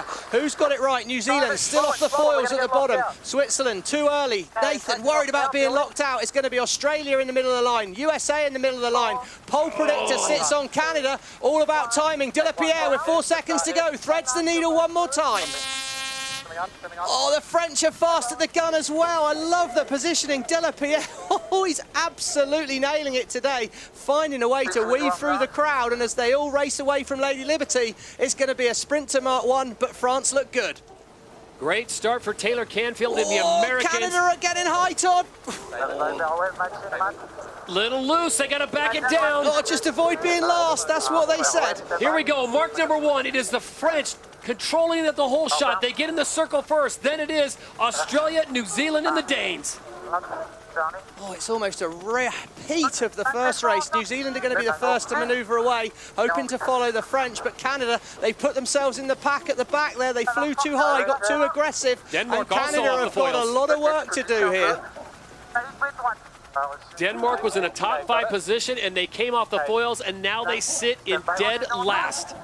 The Americans picking up a penalty as they go out of bounds. Oh, it's so many little mistakes happening. It's really tight after Mark 1. It's great for the fans on Governor's Island there, but the mistakes come fast and furious. And Australia showing a second at the moment. If Slingsby ever needed a race out of the hat, this is it. But they're well positioned on board that green Australian boat now. France, they manoeuvre. They're struggling to stay on the foils. Critical moment for the French team. Still down at 27 kilometers an hour. That's not enough to get foiling. They are going to lose that position to the Brits next. The magic number to look for is 30 kilometers an hour. We see it turn green on the top of the wing there, and that suggests they'll make it, but it's the two old dogs at the front of the fleet. Slingsby, he needs a result. He's getting a result right now, but it's still a race to the final. Canada in there, 6th at the moment. I think that'll be enough for them to hold to a spot in the final. Yeah, my rake. Yeah, we've got a H1 tack here. Yep. At the moment, it is just enough to keep Canada at the top of that leaderboard, 31 points. Kiwis and Great Britain tied on 30, and Australia, there's then a big gap, 25 points. And we've talked about this before, Emily. You can have one bad race in the 5 normal fleet races, but Australia, they finished 3rd in race number 1, they finished 6th in race number 2, and 9th in race number 3. Yeah, right now, if the Aussies have any chance of making the final, they need the Brits to have a bad one. Okay. Right now, the Brits are holding down 5th. Here we go, we're on board Canada along this first leg. So the thing, Billy Gooderham just pushing that ride height really high, and it gets so loose as they get too high on the foil here. And as they get out of control, they're almost taking the US team out. Look how close those two boats get. You can see them just on the left of the screen. And we know how close friends they are.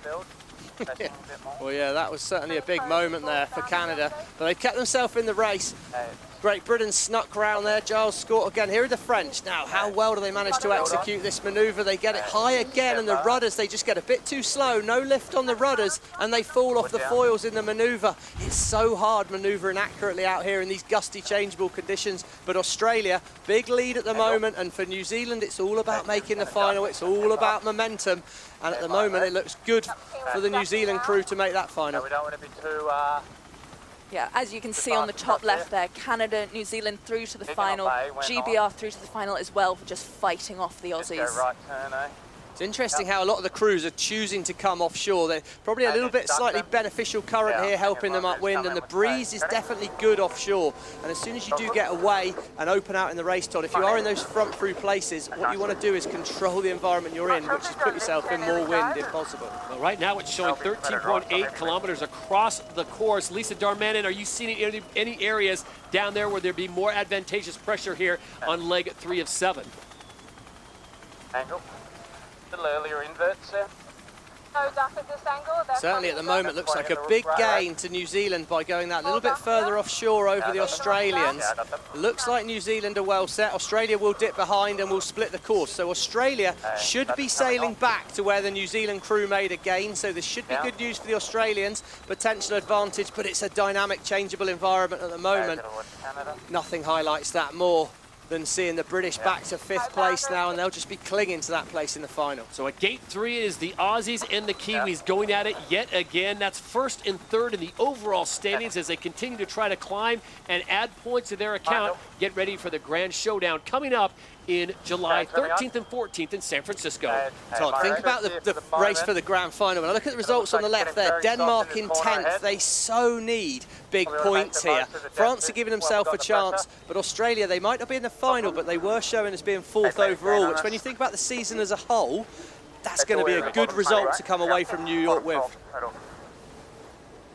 As it stands right now, it would be Canada, it would be Great Britain, and it would be New Zealand in the final today. There you go, it worked out well for Australia there, Emily.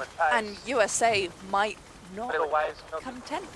They're up to 9th at the minute, that is for sure. But Way to go, glass half full. Way to go, glass half full, Em. It's been a good gain, though, coming offshore. So now it's New Zealand heading back to the advantageous side of the course. So it'll be interesting here. There's going to be advantage New Zealand when the two boats meet again. They'll have the right of way, and it's a real tussle between these two titans. And the wind has come up now to 15.2 kilometers an hour as they make their way down to gate number 4. Lisa Darman, if you can hear us, are you seeing any other pressure, any other areas on the course that are more advantageous?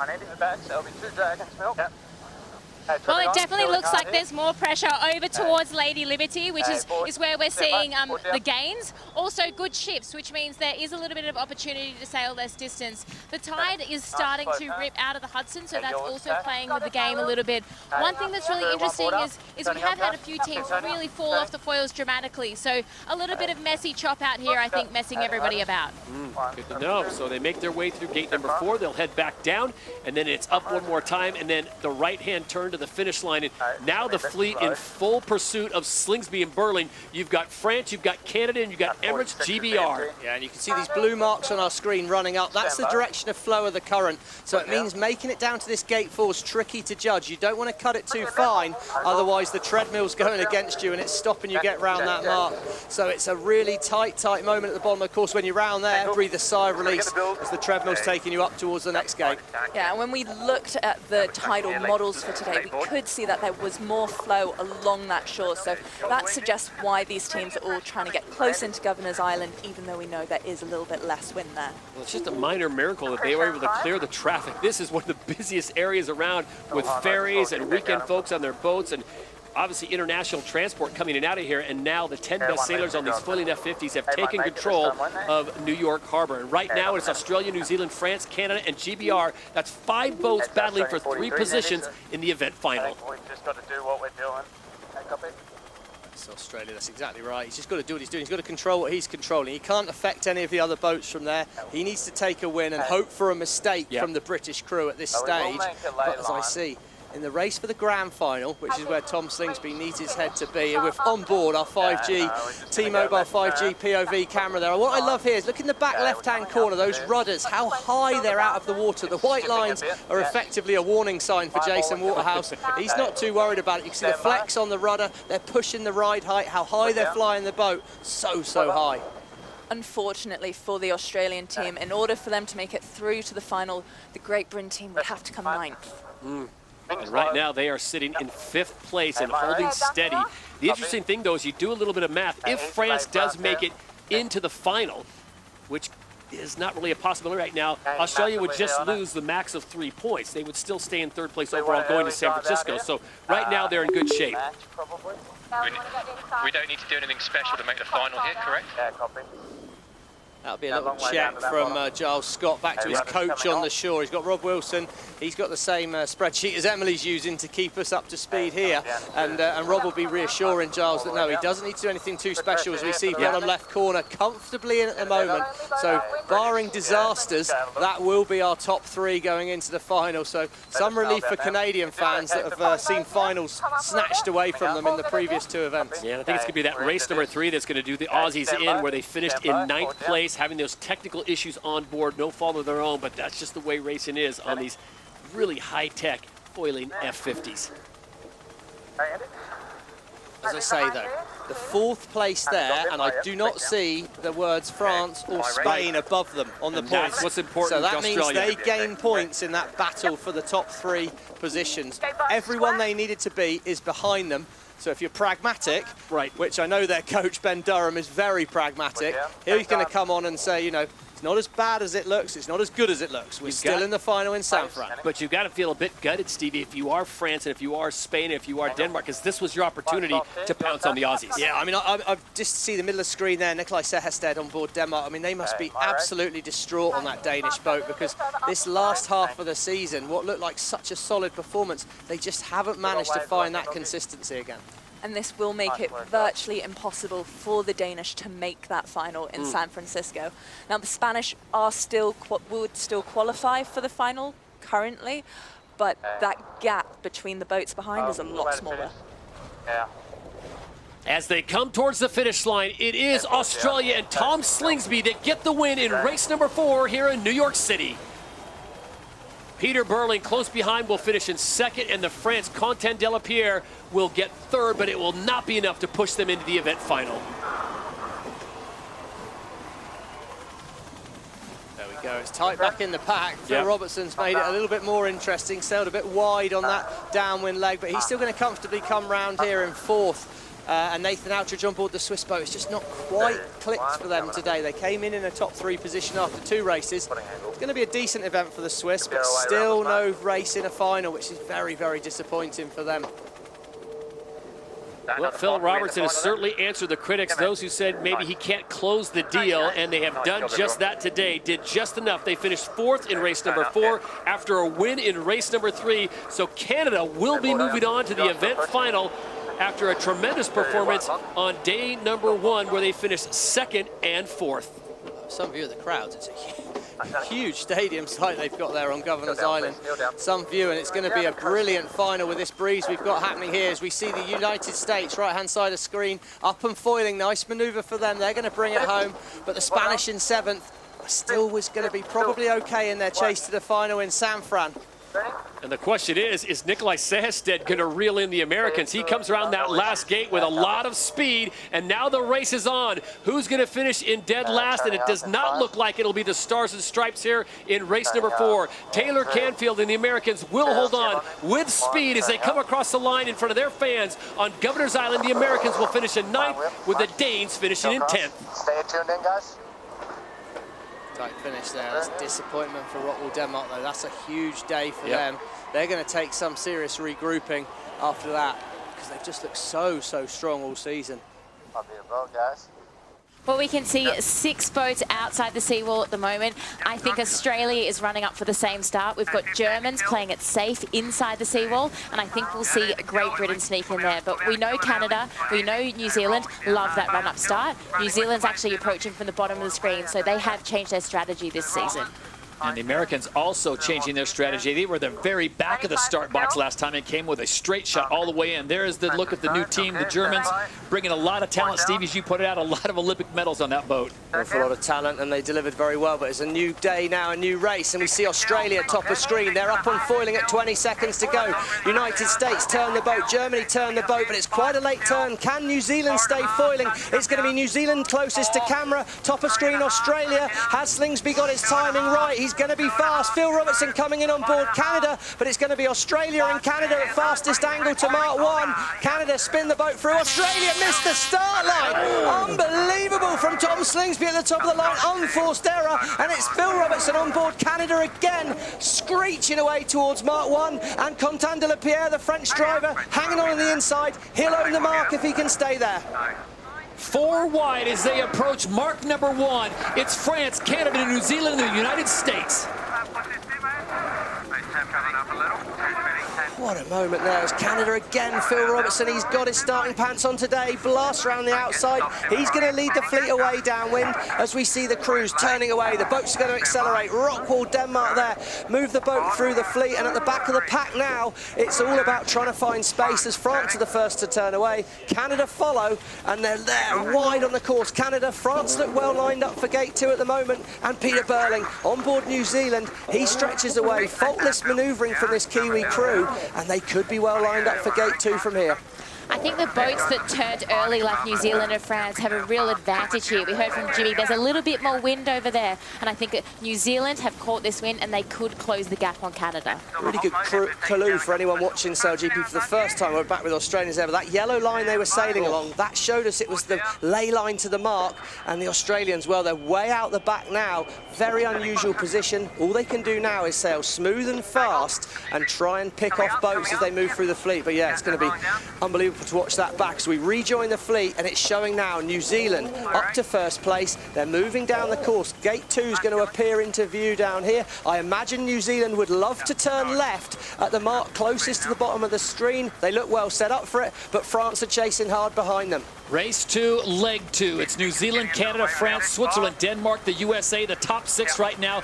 Big surprise with the Australians, Stevie, missing the gate. They had to basically do a U-turn, come back around, so we'll see how many positions the Aussies can pick up, and a tight maneuver there as France comes in hot right on the Kiwis' tail. Yeah, well, it's just like you're driving a car. You want to be wide and tight out. The French were tight in, and they've ended up wide out. Penalty New Zealand relative to France, not giving room at the mark. Oh, wow, the camera angle didn't help us there. So the French boat had obviously overlapped with the Kiwi boat. They were entitled to space at the mark.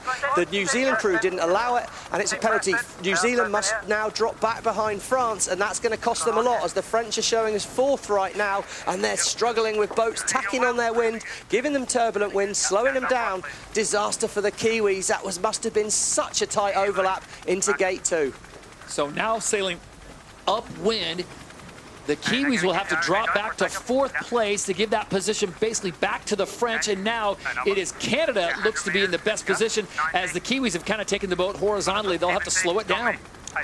Any moment. You see the ladder lines here, and we can see with the French, middle of our screen, right-hand side of our screen with the P sitting over them, New Zealand. They should, now they look to me like they're nearly level on that ladder line. It looks to me like the French are ahead. I'm expecting the P flag to go. There you go. Penalty clear now. New Zealand are free to race, but how much does it cost them? They're still showing us 4th, and tactically, they're actually not in a bad position there, because when the boats come back at them, the Kiwi boat will have the right of way, but it's just great news for Phil Robertson on board Canada. And how about great news for Australia fans out there, and Lisa Darman, and the Australians are now up to 7th place. How did that happen? They were in 10th, now in 7th. I think because even though they were so far behind, they probably found some clear wind, and so they were able to go fast around the racetrack. When you're that far behind, you can kind of sail your own race. I don't think they really want to be in 7th, but it does give you options, and we've seen that there are options to get back in this race. What a save for the Australians. If they can get in the top 5, Stevie, points-wise, to go with the first place they got in race number 1, that will be huge. They're just doing what they do. They do the simple things really, really well, and they smooth things out. And off our screen, the United States boat seemed to have stopped. There they are in the background. They are sailing again on board the United States, but we're on board there. Tom Slingsby, they won't be flustered. He'll be disappointed with that start, but he's just been smooth. I think with SailGP, we can expect the teams to make mistakes. They're pushing the boundaries, but it's those that can recover fast and not let it phase them, and a team like that is certainly doing it, and USA are not recovering from those errors. So Australia now in 7th. The Americans having some kind of problems. We'll try to find out if it's on board, if it's technical or something, but they have dropped back to 10th place. Canada is the new leader here on leg 3 of 6. This is race 2 of 3 here on day 1. There's the Americans back up in foiling. Yeah, that's good news for the United States fans, but they've got a lot of work to do. It'll be interesting to know what happened there. But they're sailing again. The boat looks like it's going well, and they're going to have that same opportunity as the Australians did. They can sail in space, they can sail smooth. But yeah, let's rejoin the race. Let's see what's happening now. We can see the Canadians bottom of our screen. They're in the lead, and they've got a good lead right now. They've got a very good lead. New Zealand showing in second, but they're going to have to dip behind Switzerland, who have the right of way. We see there, New Zealand in the right-hand side of our screen, dip behind Switzerland. France, they dip behind Switzerland as well, and when we come to gate 3, expect it to be tight from 2nd all the way back to 4th. And once again, look at that, Eric Heil on board Germany sitting in 5th, 6th place. Great performance by this German crew. Counting up to gate number 3, it is Canada. 46 right now. New Zealand has bounced back nicely after that penalty with France. They sit in 3rd. France has now dipped back to 4th. We check in down on the water with Jenny Tulloch. Fine, Andy. Well, as the Canadians round the top mark, they should be saying thank you to the New Zealand team behind them. That was such a tough bottom mark rounding for the Kiwis, and the French and the Canadians just gained out of that. As did the Swiss. Here come the Swiss rounding the right-hand mark. They'll be heading right down the outside of the course, maybe a bit more breeze out there. New Zealanders go to the left. Denmark just behind them, in on the right-hand side as well. French to the left. A little bit more pressure on the right, but also there's been that big right shift that we saw in that first downwind. So the long jibe is the jibe that the Swiss are on at the moment. Really close here for Australia and Germany. And of course, so great to see the young early German team mixing it up with the other guys. And Jenny, a quick follow-up question to you. You were out there yesterday. No one sailed because of the wind conditions. How different are the conditions that we have today than what they had yesterday? This is like lake sailing today, Todd. This actually feels nice, warm, flat water, calm. Yesterday was like being in the middle of the ocean. It was huge waves, massive wind, properly felt like Southern Ocean almost. So a whole different world within 24 hours. And those conditions that Jenny is describing is actually perfect for racing. That flat water, medium breeze means that the teams are really tight and close. And that's why we're seeing it's all those changes and boat-on-boat situations happening, because the fleet is so condensed. Back to racing, leg 4 of 6. This is the second race of the day with one more still to come. It is Phil Robertson, who placed in the top 3 last year at the same event. They lead with a 242-meter lead over New Zealand, Switzerland in 3rd, France in 4th. But Stevie, you look at some of the heavy hitter names, Australia, Great Britain, the USA, all in the bottom. Yeah, I mean, it's mistakes cost the Australian early, and I think Slingsby will be happy to get any points he can back on that Australian boat. But yeah, Great Britain, USA, they've just made mistakes. And what has really been clear is the Canadian boat, well, they came out of the blocks fast, they've kept it clear. You see that first at Mach 1 all the way through, and then it was that little bit of carnage at gate 2 where New Zealand got into a penalty situation with France. Switzerland took advantage, but right now Peter Burling, he turned left at the top of the course. Switzerland turned right. Right now the left turn was a big gain. New Zealand up to 2nd. Switzerland have all dropped back to 4th now, and we can see tactics are really playing a part here. Can you find more wind, get the boat going faster, and simplify your route around the course? Germany there, whoa, take a look at that. Big leap out of the water. They get too high, they're 2 hulls down. They're going to struggle to build speed from here. Expect a big loss for the new German crew right now. Understandable, but that's something they've got to iron out, and they've got to iron it out quickly, because you're just going to get punished for that in this 10-boat fleet. Coming down now, power's down. Switzerland 2 turns right at the bottom of the course. They're slow. That's opportunity for Contan de la Pierre. Opportunity for Rockwall Denmark here. Sehersted, bottom of our screen. Slingshots round the outside of the Swiss boat there. Big gain, and that was, again, tactical mistake by Switzerland. Did not execute the manoeuvres well, and it could see another potential place game for Australia as well. And Stevie, in a situation like that, would it have been smarter for Sebastian Schneider just to go to the other gate and keep his speed up? I think so, Todd, yeah. I mean, maybe we need to put you in as a tactician, mate, because I think that's solid. Yeah, I think often in these conditions you can overcomplicate it. Right. If you're sailing fast and on the foils, you're doing 80% of the job pretty well. The last 20%'s, yeah, going the right way, but if you're going to make a decision that puts you off the foils, any clever tactical things out the window, and you just start hemorrhaging distance. This is the second race. The Canadians are well out in front. They'll go to the top of the course up there by gate 5, and then it'll be a left-hand turn to the finish line. Phil Robertson did well here last year, so he is very comfortable on this freshwater sailing. The Kiwis have now recovered into 2nd place after that penalty. The French sit in 3rd, and the Danes are in 4th. Have a look at the Australians, though, Todd. It's like the Death Star coming through the fleet, isn't it? They just clear a path, moving through. They're up to 5th. I mean, he couldn't have done a worse job at the start, and he's still back up to 5th place. He's in space. He's heading towards the side of the course, away from the Chicago shoreline that so far today's proven a nice place to be with more wind. And yeah, it's real opportunity here as we see Canada. They're close in now. Potentially just 2 more manoeuvres left for the Canadian crew. Will they execute that well if they stay on the foils here? I expect the Canadians, and they have, back up to 40 kilometres down. New Zealand does have the right of way, right-hand side of our screen, but Canada are well ahead. Canadian fans can breathe easy now. I think Phil Robertson should have this race in the bag. Com chatter on board Canada SailGP.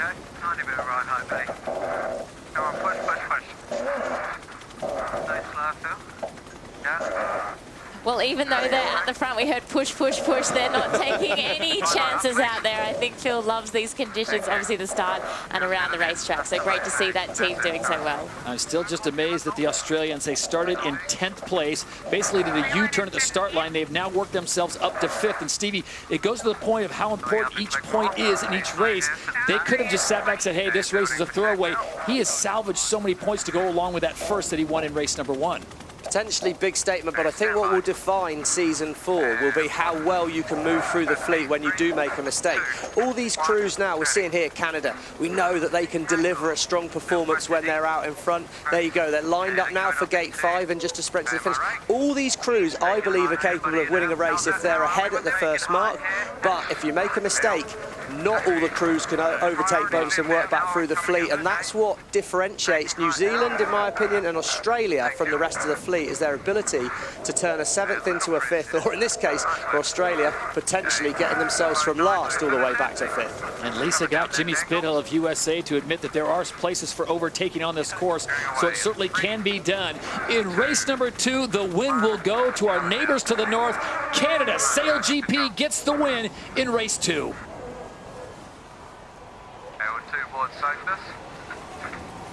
Nice and easy with the Kiwis right behind them in 2nd place. Looks like France will hold on for 3rd.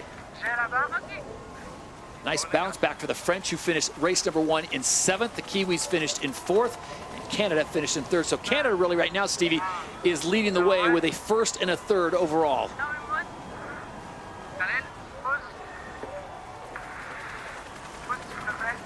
Here we go, tight moment in here as we come into this final turning. On the inside it's Denmark, but they are slow. Australia on the outside all the way back up to 5th, but I think it's too late to hope to get past Sehested here.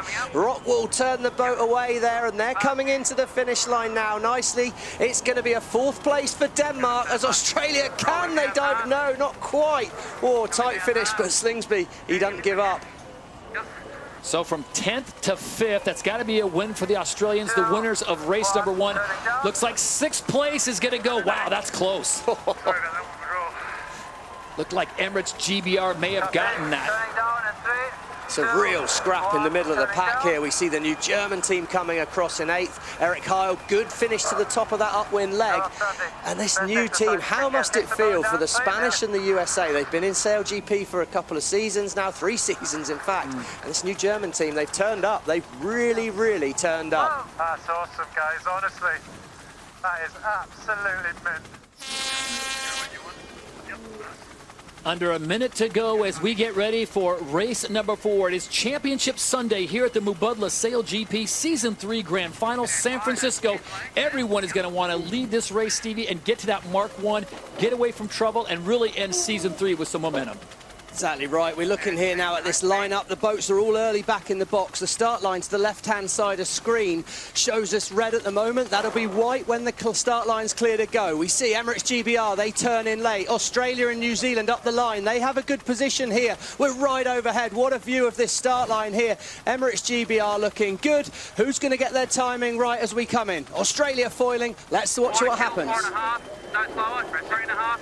Emirates GBR lined up well here. Canada lined up well as well, and Australia's timing at the top of the line. They're going to have the fastest angle towards Mark 1. How's your timing up at the top of the line there, Tom Slingsby? Watch for the lines turn wide. Oh, they're all on the money, but out of the middle of the line, it's Canada, Australia, and at the bottom, a close incident between USA, and there at the bottom, hopefully everyone's okay on that start, but Canada are going to lead the fleet into Mark 1 unless Tom Slingsby can get that roof flying in fast. As they approach Mark number 1, it is an absolute drag race. Who has the inside line? And right now, it looks like the Canadians will lead at Mark 1 here in race number 4. Brilliant start from Phil Robertson, but Tom Slingsby, well, of the finalists, or the wannabe finalists, he looks pretty good from here. Good news for Emirates GBR in 3rd as the French look to turn away. But Phil Robertson, there is an event inside the event here, Todd. The first after 5 races has got a nice prize money purse to take, and there's going to be a lot of competition for that. The regatta win here in San Francisco, but the big prize comes up in the final race of the day. That's a $1 million race between only the top 3 point getters on the season.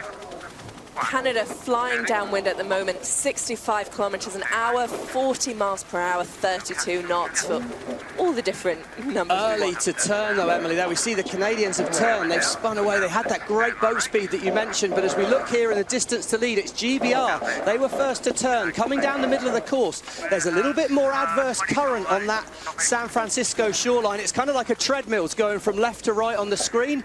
They've got off the treadmill. They're in more favourable water on Emirates GBR, and Ben Ainsley, well, he had a great day yesterday and he's come out the blocks, reading the conditions well. When he turns, he'll have the right of way, but I think Canada might be doing enough right now to hold on to that lead. And they are certainly flying high, Emily. We saw those ride heights. Let's see, go back to the start here with the USA. Oh, my word, Jimmy Spittle, he didn't have the rights to turn, couldn't have seen Rockwool Denmark coming in, and there's contact there. Hopefully no much too damage to the boat. Sehested, look at this, he turns away last minute, but there on board the boat, Jimmy Spittle. Must be a miscommunication on that US boat for an incident like that to happen, but back with the racing live, we can see it was Canada. They did well on that shoreline, and perhaps in more of an intense battle for the overall season.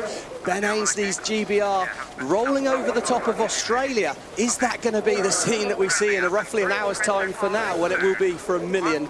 Led 2 of 6 as they approach the bottom gate. They'll make the turn back up. It is Canada that has the lead. Emirates GBR sits in second, and look at the Australians. They bear away, so it'll be interesting to see how those tactics play out for Tom Slingsby. Tight on the inside there. Switzerland have the inside of Spain. Good job by Diego Botan. Gives Sepp Schneider room. The Swiss round inside. They're in 5th, but we're going to learn a lot about the course here. Canada turning towards the shoreline. GBR in 2nd. But who's got the right here? Who's got the most wind? Slingsby offshore or Phil Robertson closer to the shore? We'll learn a lot about the race course in the next 2 minutes. Denmark and the USA bringing up the rear after that incident will make sure that they're okay. No damage done to the boats, but it's Canada, GBR, Australia now moving to 2nd place ahead of the Brits, and France now moving up to 4th. All right, Ben should be ahead. Pretty close. Ben, mid-jib now. There we go. So the right of way with Australia. It's going to be tight with Emirates GBR again here. If it's tight, Emirates GBR must avoid contact. Turns the boat away behind the Australians.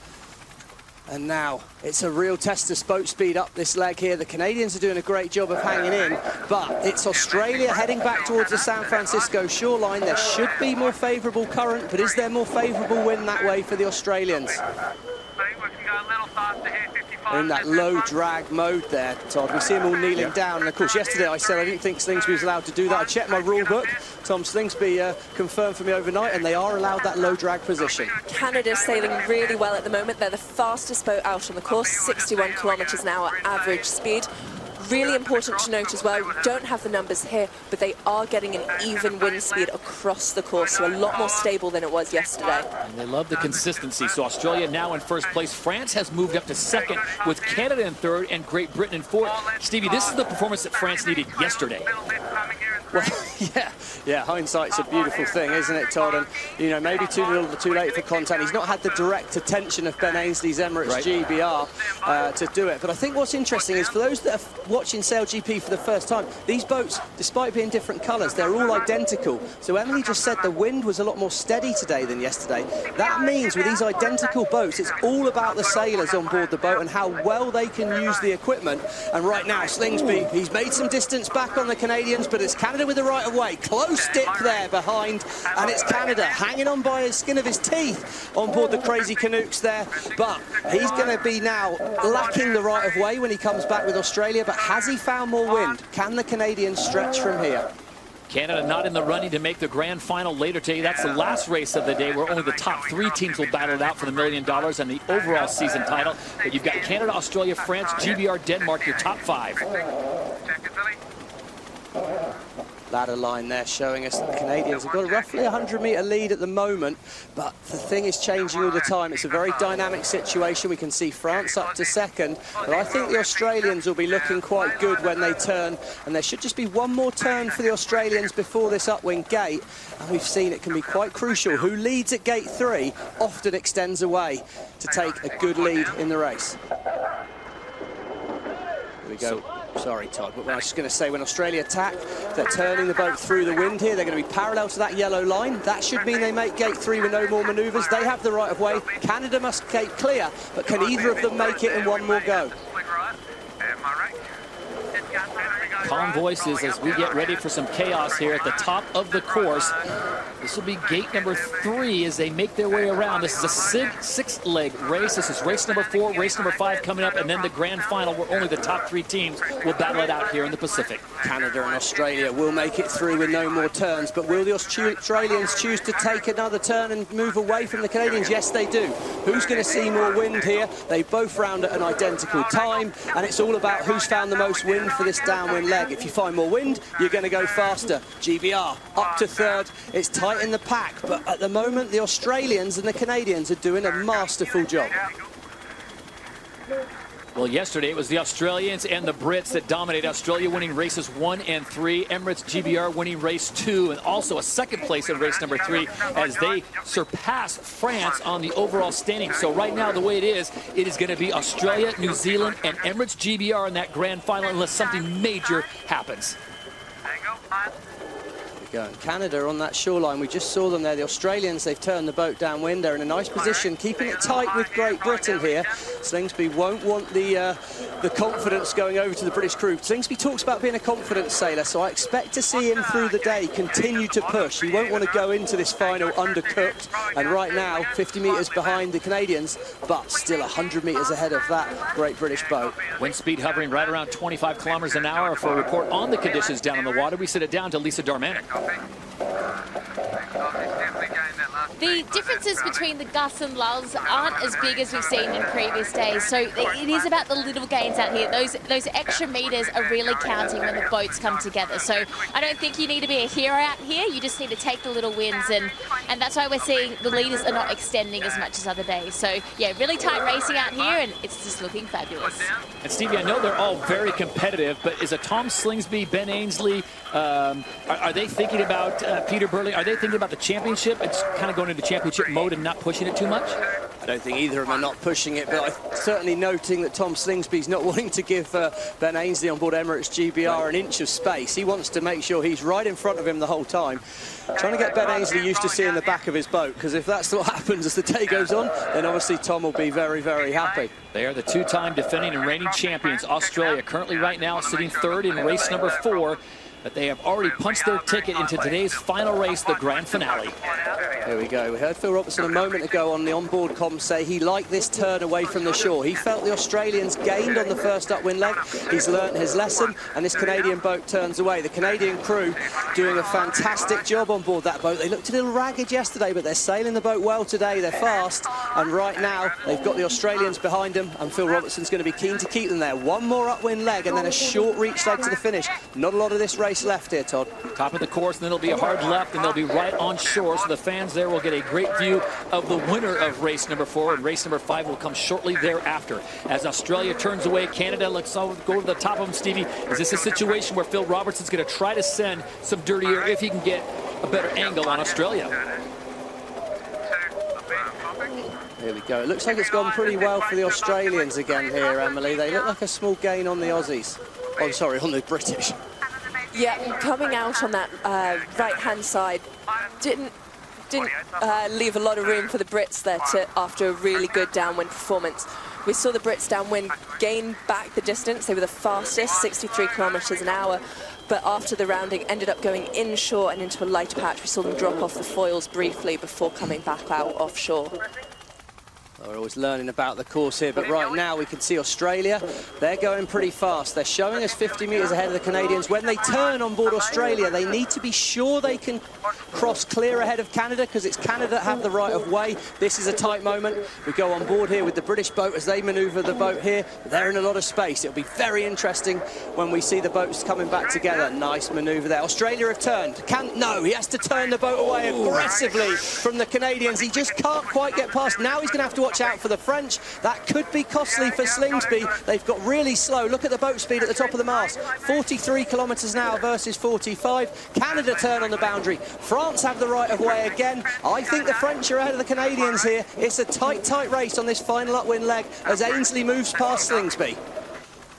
Quentin Delapierre of France, they were mired back in 5th place. Now they have moved into 1st place with this final leg and then the left-hander to the finish line. And this is the performance that the French needed yesterday as they dropped so many points. Remember, they had a terrible first day, finishing in 6th place. The next race they finished in 8th, and then the final race of the day finished in 6th. On board the Australian boat there, we see they had to turn away. Tash Bryant grabbing the wheel there, had to do an aggressive turn as Tom Slingsby was on the other side of the boat. We see Tom there, runs across, they change back over, and well, right now it's the British have found a good wind shift. The wind has rotated to the right.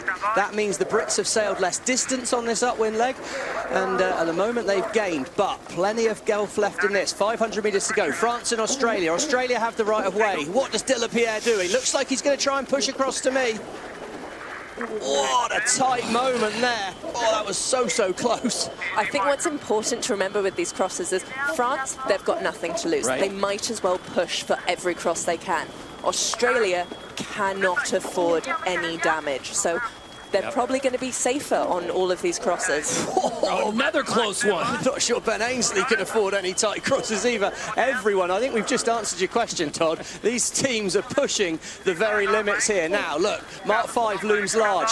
It's going to be a tight rounding. France coming in. They have the right of way at the moment. How do the British boat look on them? This requires penalty GBR, relative Australia. Four-tank boat not keeping clear. That was that cross just a moment ago. That's going to be costly for Ainsley. Now, he's got to drop behind the Australian boat to clear his penalty. It's really complicated here. France will lead at Mark 5. They're in good shape.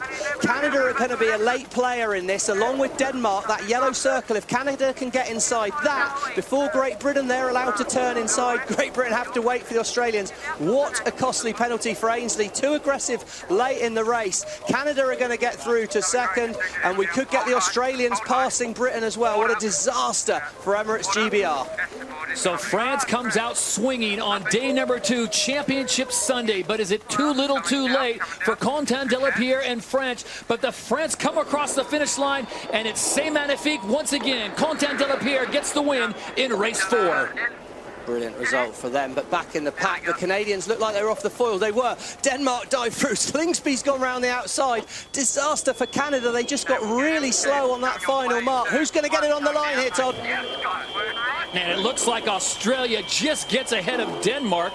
So it's France, Australia, Denmark, your top 3. Oh, did you hear the Aussies there? How much that meant to Slingsby. That's 2 points advantage over the British in terms of this race for the event win here in San Francisco. Let's forget about the championship. We've got a tight battle for the Grand Prix event here in San Francisco. One more race left in that. That will decide the winner here in San Francisco before we go on to the championship final 3-boat race, which I think we might find out now has almost been set in stone as to who can make that final. Difficult day for the Americans to start things off as they had that incident at the start line. We'll have to find out if there was any damage done to their boat or that of the Danes. The Americans finish in 7th place with Spain coming across in 8th, and the Swiss will finish in 9th at the bottom of the heap. So less than a minute to go, the final race here at the T-Mobile United States Sail Grand Prix Chicago at Navy Pier. Beautiful Chicago Skyline Stadium. It is Australia, it is Canada, it is Great Britain, the same lineup that we had at the first event of the Season 3, the Bermuda Sail Grand Prix presented by Hamilton Princess. There you go, 40 seconds to go. The 2 boats, Canada and Great Britain, they're late turning back. It was Australia, the first boat to head towards the start line. 33 seconds to go. How's the timing? Australia and Slingsby makes the first aggressive move. There go the Canadians. 27 seconds, but they look like they've got themselves stuck out the back at the moment. Control lies with Australia. It's a dive across the front. Aggressive move by Slingsby. Aggressive move by Canada. How's the timing? Middle of the start line's been the place to be so far today. Australia looks well set for this. Here we go. When the line goes white, the race is open. Now it's a timing case here. Watch them come in. Perfect from Australia in the middle of the line, and now it's a blast. Look at the speeds at the top of the mast, 10 kilometres an hour faster. I think it could be Australia first at the mark again. Can Canada hang on the inside? What a masterclass at the start line there. It's a Father's Day special on Lake Michigan. Australia hits the line perfectly, and look at those speeds as they approach mark number 1. No overlap, that means Australia are clear ahead. He's judged it perfectly again, and control now with Australia. What do the others do? Ainsley on board Great Britain, well, he turns away. He's looking for more wind. He doesn't just want to follow. He thinks he spotted something to the left-hand side of our screen. Is he going to be right? Nathan, what are you seeing down on the water? We're seeing here, it looks like you only need to make one turn to lay the bottom gate. The lay line is where Australia are right now. Ben's going to have to make an extra turn. He's out of sequence with the fleet. It's a really similar setup to what we had in Bermuda. If Australia can get down and make it without doing any more turns and take the favoured left gate, they're going to be in really good shape for this race. Australia, Canada, Great Britain. This is the final here. Someone's walking away with a title, and this is strangely reminiscent of what we saw in Bermuda with Canada and Great Britain scrapping it out and Australia pulling away. But this time, Phil Robertson is pulled up right behind the Flying Roos. He's not going to let them get away. Well, it's all about, are they making it for this left turn at the moment? That's crucial here. Has Slingsby got it right? It looks like he's got it here, and you know what? Canadians are pushing the Aussies hard and fast. They're doing 53 kilometers an hour, trailing behind the Aussies, while the Brits are a little bit slower, just at 53 kilometers an hour. Okay, that was the voice of Great Britain. Building here, 45, missing. Voice of Jason Waterhouse there, talking about building the speed. He thinks there's good wind ahead of him on that boundary, and he's in front, giving the turbulent wind back from Australia, but it's Great Britain. They've split the course, coming to the left-hand side of the racetrack where we are here. They turn the boat now, spin the boat fast through the wind, but Nathan told us he liked where the Australians were, so it should be good news for Australia. And look at the ladder lines. At the moment, over 100 metres ahead. Canada keeping it tight, though. On a day that we expected very little wind, the Australians are making it work. Same as always. Better pressure top left. So the Canadians see better pressure top left. And who's that going to suit, Stevie, as they make their way now to the next gate? Well, right now it's Tom Slingsby in Australia heading to the top left of the course, so he's obviously seen that one as well. Georgia's got them following. At this point in the race, we're early in the race. Keep it tight. Wait for the Australians to make a mistake, but if he's seen the wind, they're up and foiling. No mistakes from the Australians at the moment. On board Australia, it's the car. Hey, squeezing up braces all inside. Have a little look at this body position here. They're in this low drag position. They save it for the finals. It's super fast, low drag mode.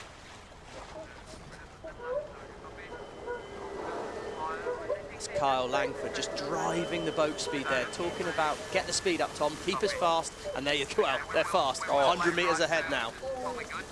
It's all about the communication out there right now between that wing trimmer and the flight controller, keeping it up on the foils, flying consistently with good stability. If they touch down, they're losing huge numbers in distance.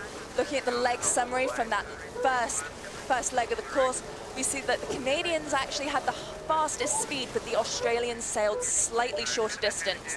Both of them doing only one maneuver, while the Brits had to do two. And the lead continues to build here in the grand final. Australia out in front, looking to make it 2 wins in a row. They won in Bermuda, and they are on their way to winning here in Chicago. Just 2 races ago, they finished in dead last. They come back in race 5 to get the win to punch their ticket into the grand final, and now just putting on a clinic. Okay, we will lay right turn, which is probably good.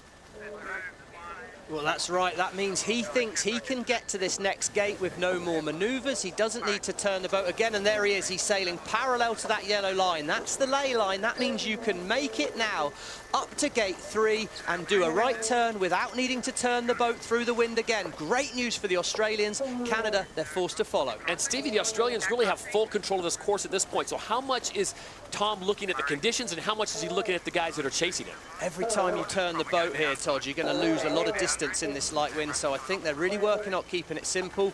To the top of our screen, that's the side of the course that Nathan said there's more wind. Well, don't get a name like the wind whisperer, Nathan Outridge, without knowing how to spot that kind of stuff. And the Australians, well, they're heading straight back there. And Phil Robertson, he knows that as well. He can't, if he takes a left turn, he's going to lose distance. He's got to follow at this point in time. Looks like he might be settling for defending second place as we're on leg 4 or 5. There's not very far to go now, Todd. It's a long season and every point counts. And right now, no one has been able to crack the formula that Tom Slingsby has put together. Did not look to have great form early on. Remember, on day number 1, they finished 7th. They came back to finish 2nd on the second race, and then they finished in 3rd. So they were sitting right in there. But that stinker on race 4 when they finished dead last, you thought, oh, for sure that's done them in. They come back and win race number 5 just to get into the final, and now look at this. And here we've got the numbers. Australia at 99% fly time, 2% more than Canada, which might not seem a lot, but it's making the difference. Someone's going to get a fairly serious talking to for that 1% that's gone out the window, I'd imagine, on board the Australian boat there. Perfect turn. Look at the choreography as they cruise across, and we can see on the flight height here, all the boats are pushing the boat nice and high, but Australia, they're just pushing it higher than the other crews, and we can see there the boat's so high out the water, it's just going faster. Look at the numbers on top of the mast. We see this consistently from the Australian team. They're typically one of the highest boats out of the water with a slight bow down. That's the front of the boat pointing down slightly more than the other teams. This is faster. Here we go. Final turn of the final here for the Australians if they get this right.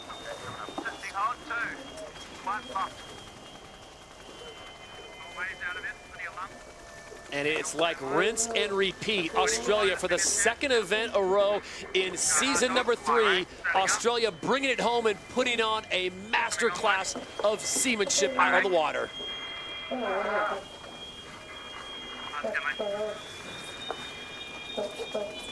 The final meters on Lake Michigan and the T-Mobile United States Sail Grand Prix Chicago at Navy Pier goes the way of the Australians. The 2-time defending champions make it 2 in a row.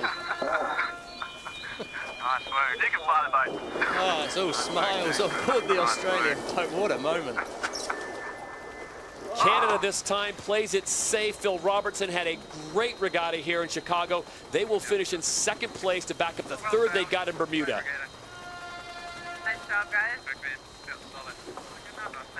And Great Britain swaps plots with Canada. They finished 2nd in Bermuda. They finished 3rd in Chicago. Disappointing for Canada to not take the win, but they only had one race where they didn't come podium. That's pretty impressive for a brand new team.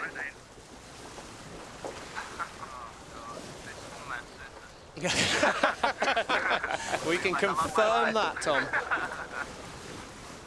Well, you've got to give credit to Tom Slingsby and crew after race number 4, and it looked like they were all but out.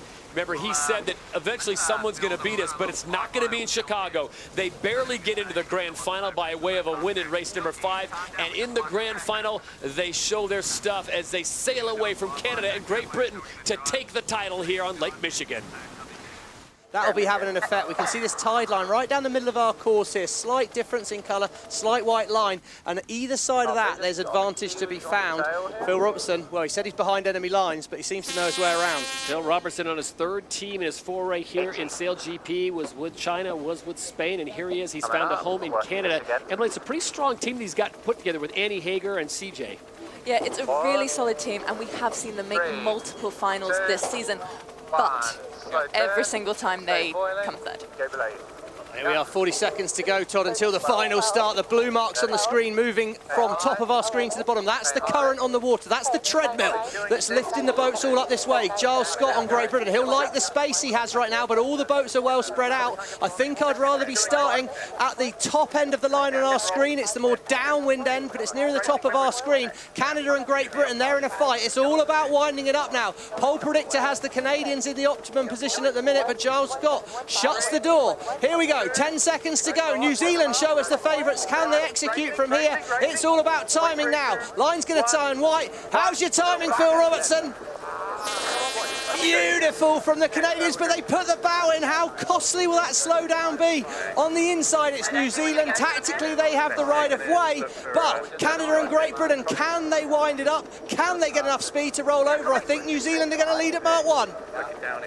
As they approach mark number 1, they go 3 wide here in the event final at the Mubudla New York Sail Grand Prix. It's New Zealand, it's Canada, and it's Emirates GBR. Oh, look at that. New Zealand had the right of way, and they forced the Canadians and the British high and wide here. New Zealand are going to be comfortably in the lead. First manoeuvre for Canada. Can New Zealand stick this manoeuvre? Pressure on. Great move by Canada. New Zealand match perfectly executed, and right now, big advantage to New Zealand. They hold the trump card. Advantage to New Zealand, but the Canadians are the fastest boat on the course. It's a left now, favour, Josh. Even, you said. Well, there we go. He's talking there. That's Peter Burling talking to Josh Jr. on the shore. They're talking about where the wind is at the moment. What direction is it? Slight disagreement on board there, but right now I think the priority's matching Canada. If New Zealand can exit the same mark as Canada, which is going to be a right turn for all the boats, I would suggest, then New Zealand will have a big controlling advantage. Little turn.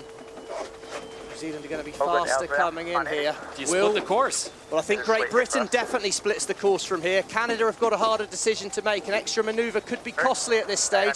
Time to roll the dice for Great Britain, but New Zealand, keep it tight, hang around, see if the Kiwis make a mistake.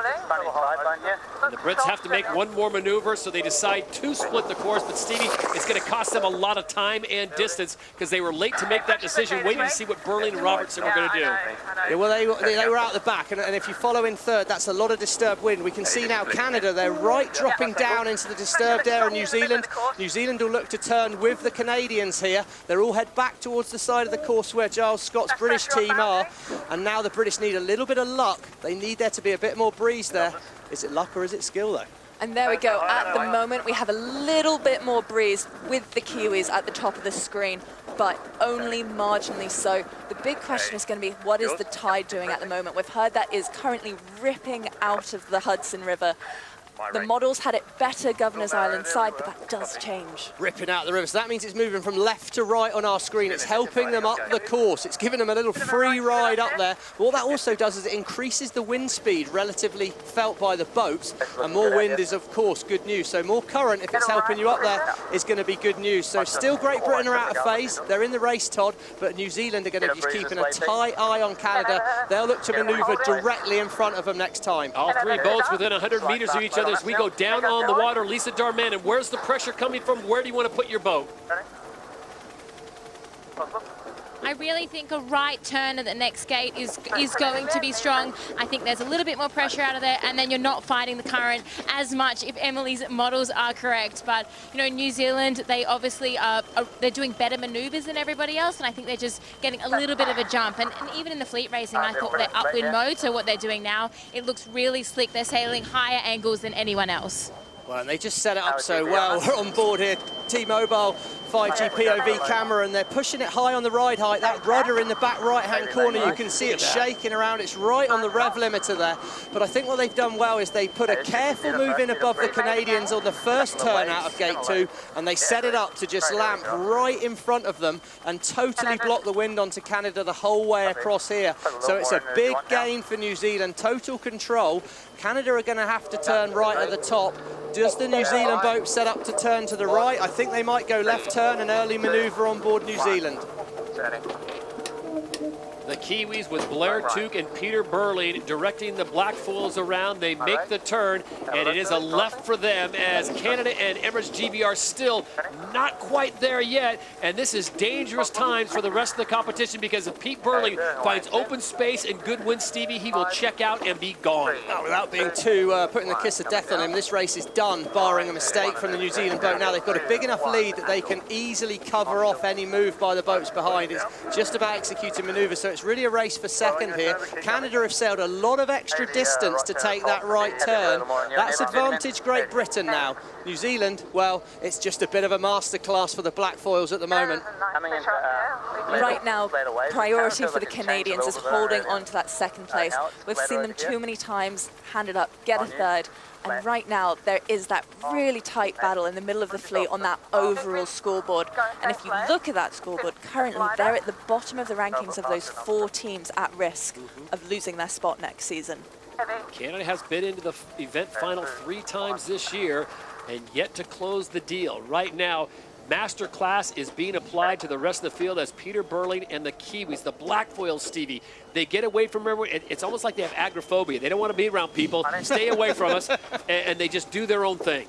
Well, they're just quite fast, aren't they? I mean, you know, the criticism I've always had for them is that they've not been very good at the starting in the fleet racing, and they've made it hard for themselves. But in the 3 boats, Pete's been on fire and a brilliant start. Don't underestimate how well he nailed that start. In total control, they've been able to dominate. And the numbers are showing exactly that at the moment. They're 1.5K an hour average, faster speed than the other 2 boats. They've also sailed less distance. So the wind remaining consistent throughout the day here on the second day of racing at the Mubudla New York Sail Grand Prix in New York Harbor, New Zealand, Canada, and GBR in the event final. On board underneath Emirates GBR with the T-Mobile 5G cam, and right now this is not the view that Giles Scott and Hannah Mills were looking for. Winners of the last event in Halifax, they are losing distance quickly to the front runners, the Kiwis and the Canadians. Yeah, I mean, they were forced their hand at gate 2. I think it was fair enough to roll the dice at that stage. It was always going to be pretty hard once you're out the back. And we can see it's a slight case of, you know, the boat ahead's just got that advantageous position. New Zealand, they've managed to push well in. They don't want to get too close to that shoreline in case there's a bit less breeze. But I think Lisa's saying that there wasn't too bad. The wind seems relatively even on the course now, Lisa. Yeah, it's definitely even across the racetrack, and because the foiling maneuvers are a little bit easier because the breeze has just picked up in general, it means the differential isn't as bad. Everyone seems to be sticking these maneuvers, but you know, these storms are brewing, so we're really lucky that we got racing in today, and New Zealand's just looking just way slicker than everyone else. Yeah, I think that's the word of the day, slick, as Peter Burling and team just go about their business. There you see the ripples on the water, Stevie. They just seem to be like a magnet attracted to that. They find the pressure and then they accelerate. We've seen them come out of starts in 7th, 8th place, and they end up, well, you know, top 3. Well, they're just saying, well, I mean, I think while we're watching this, you see how accurately the boat is. The boat's tipped way towards the crew there. They're gaining maximum righting moment off that boat, maximum leverage on the foils. And I just think, have a minute to look at this. We're racing these F50s in front of the Statue of Liberty, Manhattan in the background. It's unbelievable, the scenes out here. And I think it's a performance fitting of the scene that it's happening in front of on board the New Zealand boat at the moment. Andy Maloney, across he goes. He's going to be happy out there. They're well lined up for that gate. We can see the 2 marks in front. Probably only 2 more good manoeuvres for the New Zealand crew stand between them and the big prize in the Big Apple. As they approach gate number 5, it is Pistol Pete and the Kiwis as they will make the long ride back up the course, and then it's a quick right-hand turn in front of Governor's Island and the Adrenaline Lounge. Just look how quickly and how smooth they make the transitions.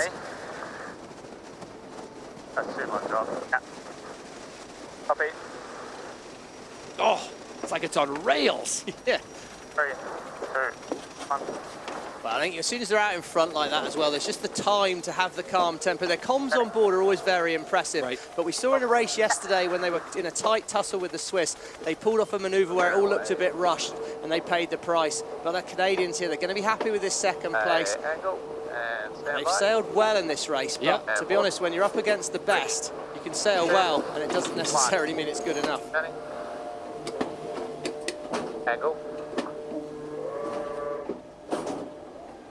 See the G-forces, how tough it is to make that transition on a turn. Phil Robertson comes over, takes the wheel. Yeah, it's the grinders at the front of the boat that have to run across when the whole boat's turning. I think the fact they hang on is absolutely unbelievable. Final manoeuvre for the New Zealand crew here. Should be bread and butter for them in front of the fans to bring it home. Mark number 6, and it is the Kiwis, the black foils, that'll bring it home and claim yet another victory here in season number 4, and they have punched their ticket into the grand final. Regardless of what happens in the racing in the Pacific Ocean in a few weeks' time, the Kiwis will have an opportunity to fight for the title.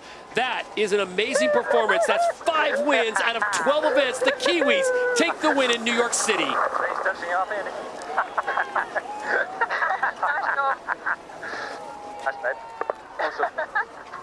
And that will put them in with 93 points going into this final. Amazing performance. They came in with an 11-point lead over Spain. They increased that. Great showing by Phil Robertson and the Canadians. As they get into the event final, they will finish in 2nd, and they will take home 9 event points, or season points. Yep, heading there now. Emirates GBR will finish in 3rd. So back-to-back finals for the Brits as they win in Halifax and finish 3rd in New York City.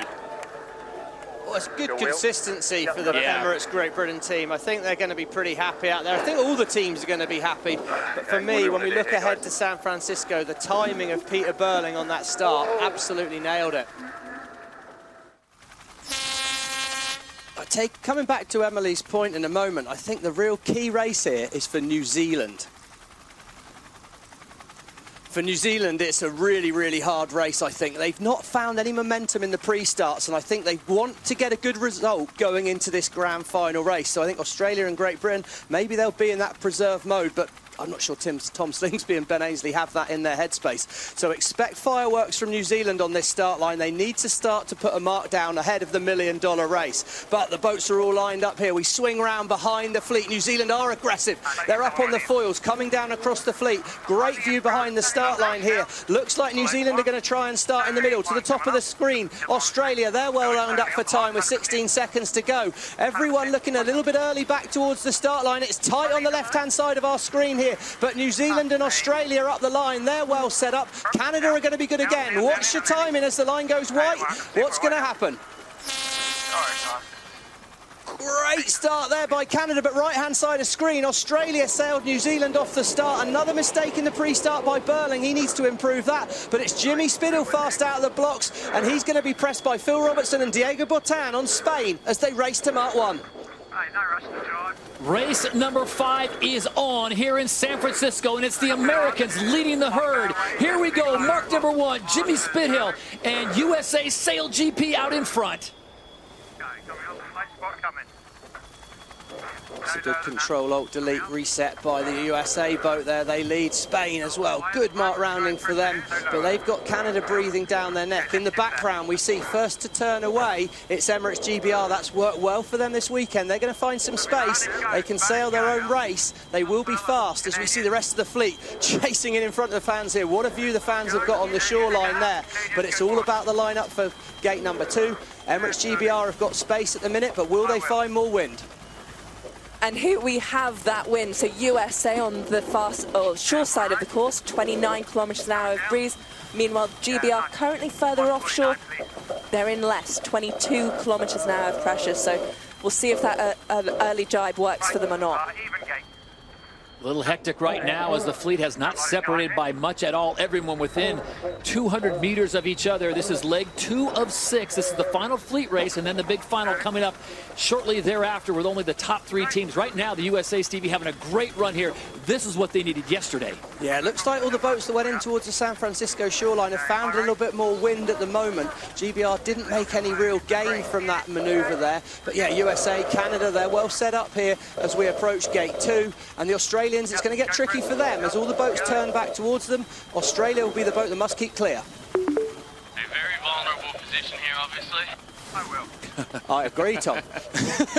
He's in a tricky one. He's done a nice job. Here we go. Late turn in front of the French as we see things setting up at the bottom of the course. The USA, well positioned for gate 2.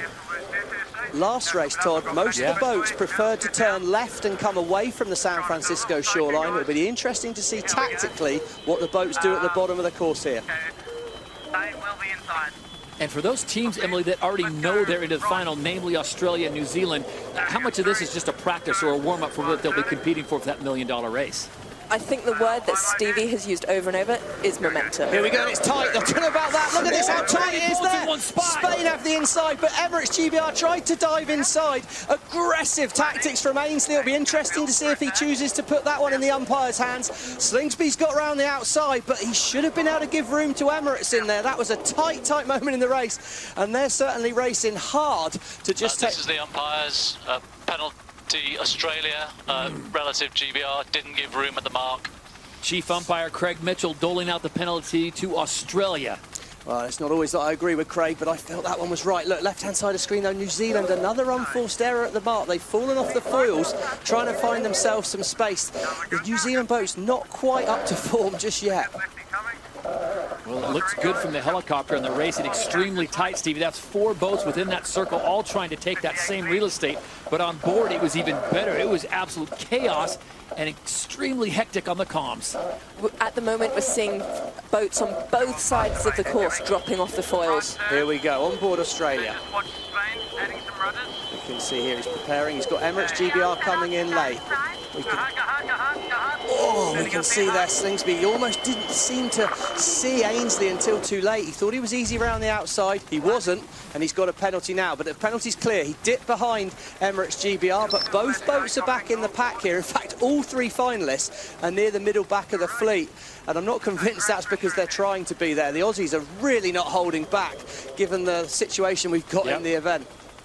So this is race number 5. Canada leads. The USA sits in second. Denmark in third. France in 4. And this is the race to the grand final. As it stands right now, Emily, Australia, they've already locked their position in, but New Zealand and Great Britain pretty much cemented their spot. They have. What I think is the more interesting battle at the moment is this race is going to determine who wins the event here in San Fran. Forget about the grand final for a moment. There's actually a really tight battle here between the British and Aussies for the San Fran prize. And as you said, momentum is a huge situation. But again, the weather is always the big calling card on what it will deliver for that grand final and for the remainder of this race. And for that, we check in down on the water with Lisa Dormanin. Well, the wind has come a little bit more unstable than we saw in the previous race, but, you know, it's the same game. It's about linking it all together. It is getting a little bit choppier out here as the tide accelerates, so the teams are also having to adapt to that in terms of their ride height and their maneuvers out here in San Francisco. All right, thank you, Lisa. Leg 3 of 6. This is race number 5 as we get ready for the grand final. But to Emily's point, there's still a battle within the battle. Someone's going to walk away with the title, the Rolex SailGP Regatta Championship, and then the top 3 boats on the season will fight for that $1 million championship race. So the USA now out in front by over 100 meters on Canada. Denmark coming into view, and that's interesting because the USA and Denmark had that little get-together in the start of race number 4, if you were with us for the start of our broadcast, and the left back end of the USA just smashing into the Danes, but it looks like all boats are okay. It's a French boat turn. I like the results on the left there, Todd. USA, Denmark, Canada, Australia, France. I think what's been so good about season 3 in SailGP is the depth in the fleet. Any one team, if they get out in front, can sail away and win a race. Jimmy Spittle, he's not had the best regatta here, but if he can sign off with a win, he's going to see that as some serious momentum as they head out of season 3 and into season 4. A lot of parity so far across the 10 events that we've had here in season 3, and it's going to get a little bit crazy down there as we come up on the next gate. This one's sponsored by Near here in race number 5, leg 3 of 6, and it's the Americans that are first there. It's going to be tight between Canada and Denmark. The Canadians are across ahead here, no problem. Denmark split the course. It's tight in the race there, but I think now the USA are well set as they sail off downwind. They've got to thread their way through the fleet still coming up to gate number 3, and that's another challenge for the crews, but they've got the right of way on board USA. Everyone's got to keep out of their way, and things are now well set. Australia are round before the British team. That's good for them in terms of winning this event here. $300,000 for the event winner, Emily, so that is not bad change there. Plus, if you could double down, win the event, plus win the grand final, you're looking at $1.3 million into the Stevie Morrison coffers. If only. If only. I haven't done any deals with Tom Slingsby, unfortunately. But I think most importantly, Tom, last year, he did win both. He won the event here in San Francisco, then took the grand final. And again, sport is so much about momentum, and especially for a sailor like Tom Slingsby, who just is so driven by confidence and form, and he's sailing well here, but sailing really well today. The Canadian boat, they're chasing down here hard. They're going to take the lead. He's got the right of way. Jimmy Spittle swerves out the way to avoid a collision, and there you go. Phil Robertson's Canadian boat. Chris Draper, wing trimmer there. He's got that wing set up very aggressively down here, and they're going fast as they sail down towards gate number 4. The top 3 all sailing really well. In that last leg, we saw Canada with the highest average speed, 54 kilometers an hour. The Danish actually sailing significantly less distance than the leading 2 teams. I mean, we can see here they're catching up pretty quickly by aiming straight at the bottom gate. Good example of, I just imagine they're in more wind there. If you get yourself in a bit more wind, you start going a lot faster, and it is a gusty wind. It is affected by that land we can see behind us there.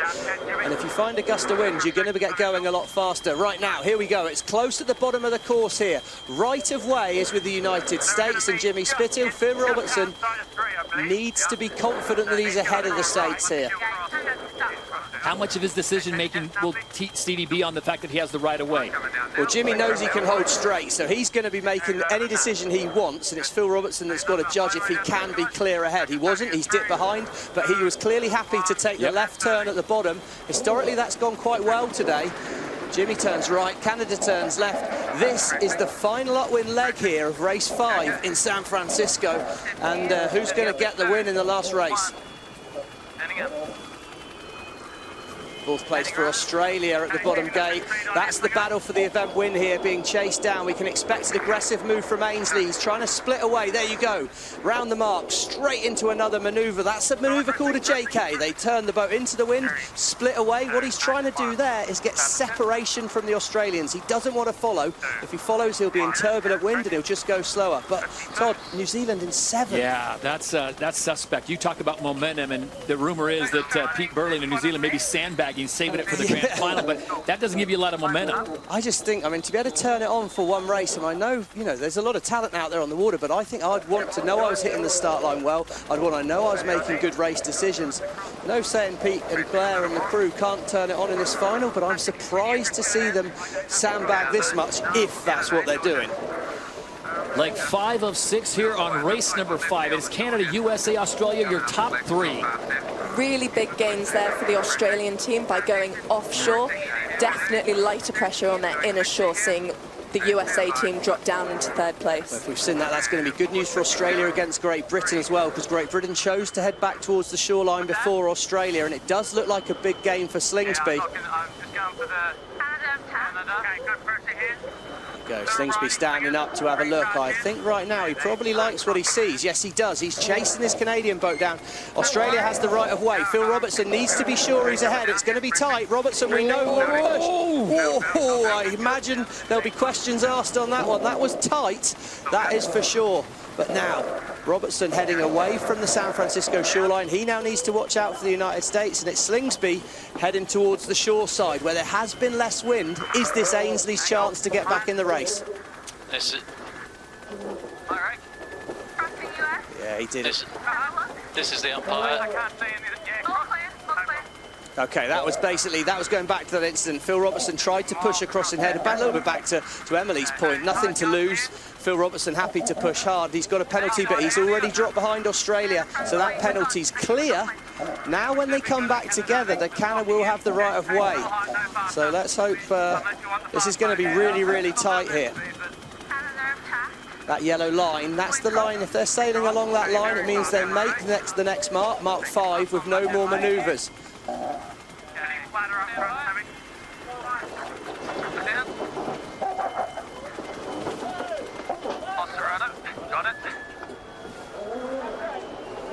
We're listening in on Australia at the moment here as they manoeuvre the boat into mark 5.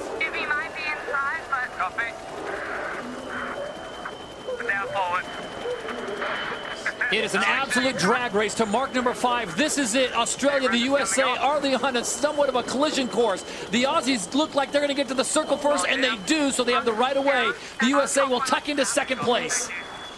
Clear around the head. Wow. It was a really tight moment. Jimmy's managed to get back past the Canadians, but Canada are foiling, and they're going to get through on the inside. USA fall off the foils in the manoeuvre, but it's going to be Australia that take the event win here, Todd. Australia, with all the momentum in the world, the 2-time reigning and defending champions, win race number 5. Well, if you want to go into a final with confidence, Todd, that is how you go about it on board the Australian boat. Canada, their great finish to their season. Jimmy Spittle's US crew, well, it's not been a season they'll be too happy with, but it's nice to finish with a good result for them there. And here we go. Well, this is the battle we focused on so much yesterday, Great Britain and France. Remember, coming into this event, it was France that had the 1-point lead on Great Britain, but after yesterday's performance, Great Britain took that spot away, and now they are into the grand final. Well, it's all about to get a bit serious, Todd. Yeah. Fans Look at that. It doesn't get much better than that. This is such an iconic place to race, Stevie, and it allows the fans to have that stadium-like situation. Well, I felt a year ago we were a little bit robbed of the classic final. We didn't get the wind that we had on day one, but you can't ever guarantee the weather. We're powered by nature, of course, in SailGP. We rely on that turning up, and today Mother Nature's turned up. We're in one of the great stadiums for sailboat racing. We've got the best sailors in the world, and I think we might be about to watch the biggest sailboat race in 2023.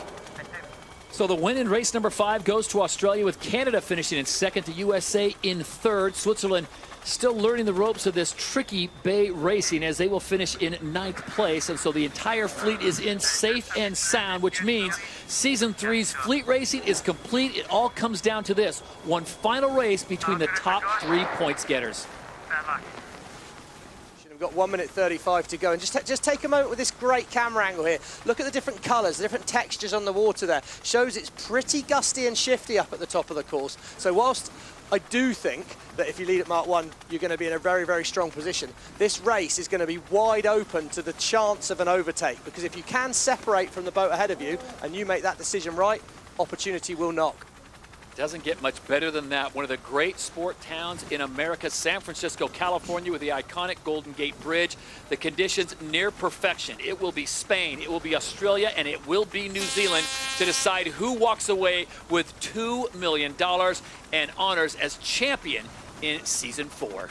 Well, it looks like Tom Slingsby has looked into his magic ball and got the answer that he would be, followed back by Burling, because Burling is last into the box with 46 seconds to go. Spain separates out. Expect Australia and New Zealand to get quite close in a battle for that downwind end of the line. Spain looks like they're going to go for space. New Zealand decides to turn back early. 34 seconds to go here. Every boat's going to have a long run up. It's all on the judgment. Top of the line, Spain. They're going to have the fastest angle to Mark 1, but that optimum position is at the downwind end. Here comes the push from Slingsby, trying to get over the top, trying to gain control. Burling now, he's the attacker. Who's got their timing right here with 18 seconds to go? It's time to wind it up on board Spain right now. New Zealand are going to have one more big push at the Australians. Can Slingsby defend? Timing, absolutely crucial. Pole position sits with Australia, and at the bottom of the line, here comes the black foils. Who's got their timing right? They're all going to hit the line fast. Spain's so fast at the top of the line. Pole predictor says they're going to lead at Mark 1, but I think they're going to struggle to get round the top of the Australians from here.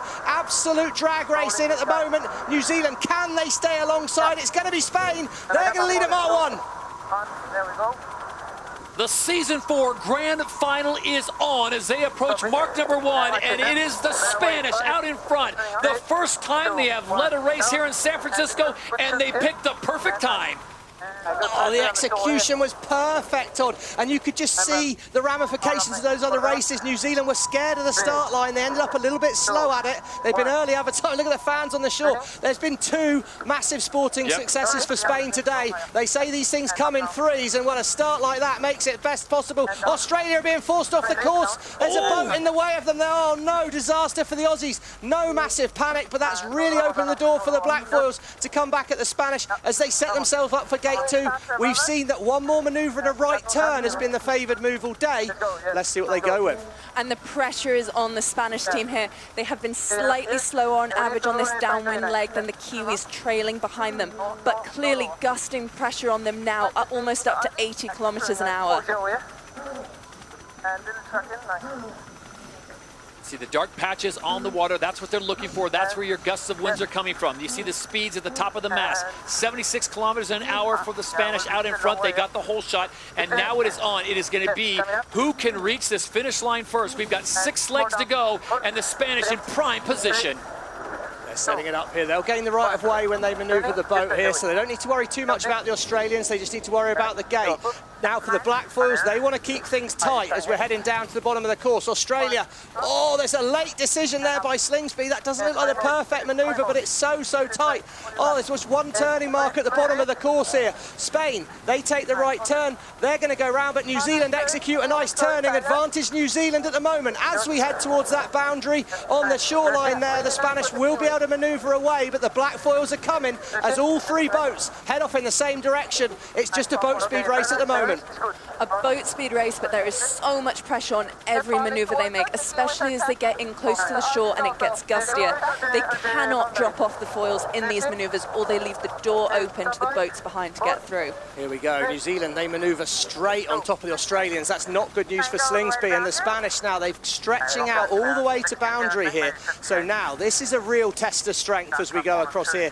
Can the Spanish, with their nose out in front, make that red boat go fast enough? They've struggled all weekend, but they've given themselves the perfect opportunity right now. But the black foils are faster at the moment. And there you get a good idea of just how big that lead is. It's about 100 meters with Spain at the top of your screen. The red and yellow. Then it's New Zealand in second place, Australia in third.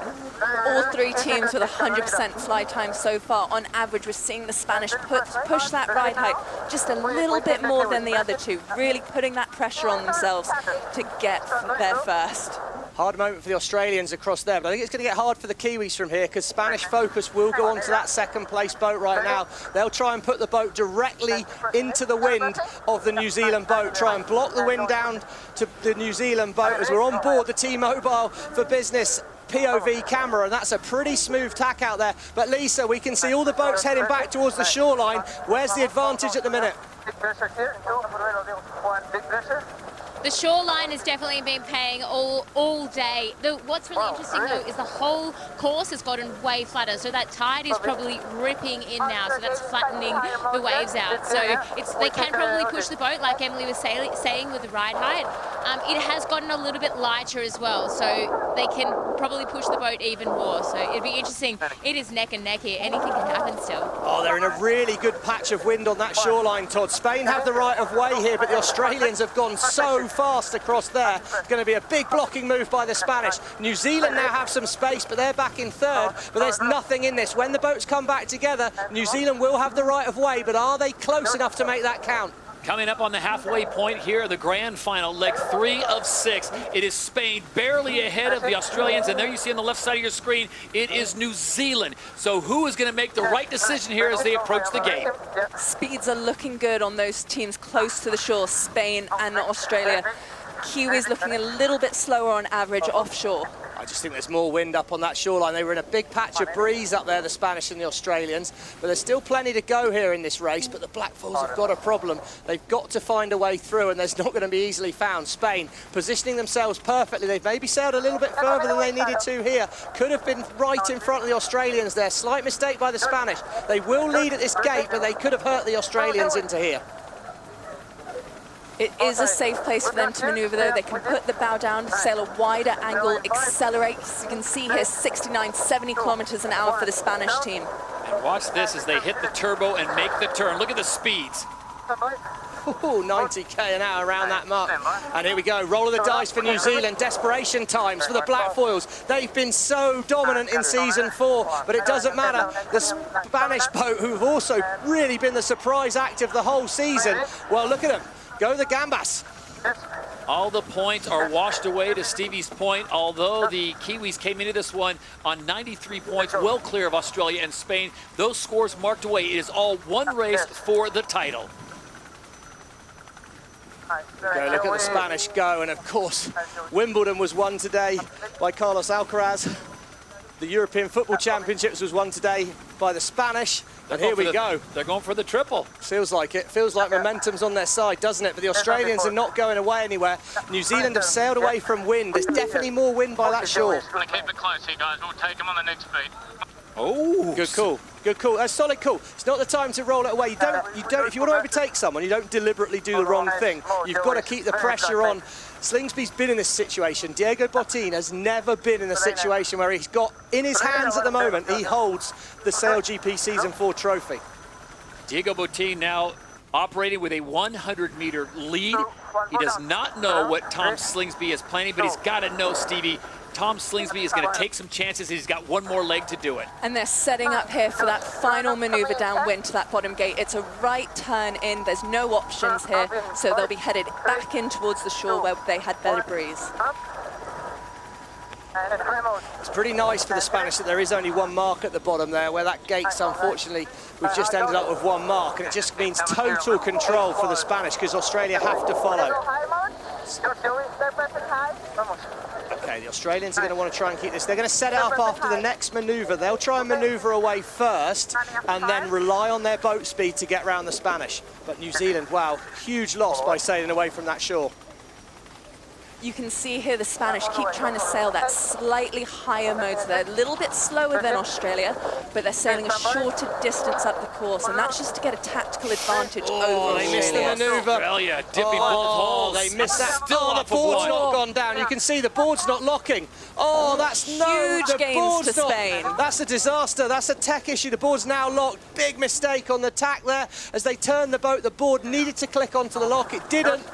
Oh, it'll be interesting to find out what that was, but that's going to be absolutely disastrous. It's a 150-metre, nearly 200-metre lead for Spain now.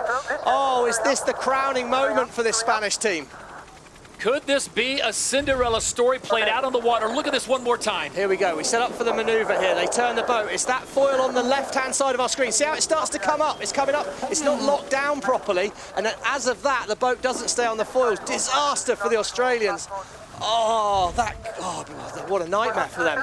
Massive lead now for the Spanish. Can they make it to this final turning mark with just one more manoeuvre? I'm not sure if they can, looking at the angles we've got here, but the Australians are miles away. Keep it going. Yeah, exactly. Solid, Diego. I think you've nailed it, mate. Just got to keep it calm. They've got to respect the basics now. That yellow line there, that is the lay line. So that means once they've passed that, they should be able to do this one final manoeuvre and then make it to the final turning mark with no more turns. This is it. Season 4 is going to be Spanish. They've still got a little distance to go. Then they'll hit the last gate. They'll make a quick left-hand turn, and then it's towards the shore. Barring any major disaster, Spain will be celebrating well into the night. And here we go. Spain bringing it home. There's mark number 5. There's the finish line. There's the San Francisco skyline in the distance. This could be the greatest race in Spanish history. They won in Los Angeles. They won in Bermuda, and they've got problems. They don't have problems. They've just called that lay line a little bit too tight, so they're having to sail really high angles to make this mark, which means they've come off of the foil here, leaving the door open behind them. The Australians are coming in 65 kilometers an hour. Pressure is on for the Spanish team to get back up on the foils here. Here comes Australia. They make the turn, and now it's a drag race to the finish line. Can the Spanish get it done? They've got 100 meters to go. Come on!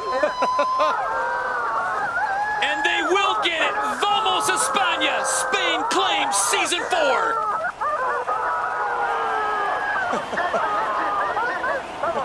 Vamos de Gallas. Australia second, New Zealand third, no penalties. It is official. Absolutely insane grand final race. This is a team that started off day 1 with a 7th place finish, a 6th place finish, a 5th place finish. And then in race number 4, they came back with a 7th, only to win the final race, the grand final, $2 million richer. No one expects the Spanish Inquisition, and they just got that then perfect. They won the start, they led at Mark 1, and from there they kept it calm. They did the basics really well, and they sailed fast. Oh, fantastic. What a performance by this Spanish team.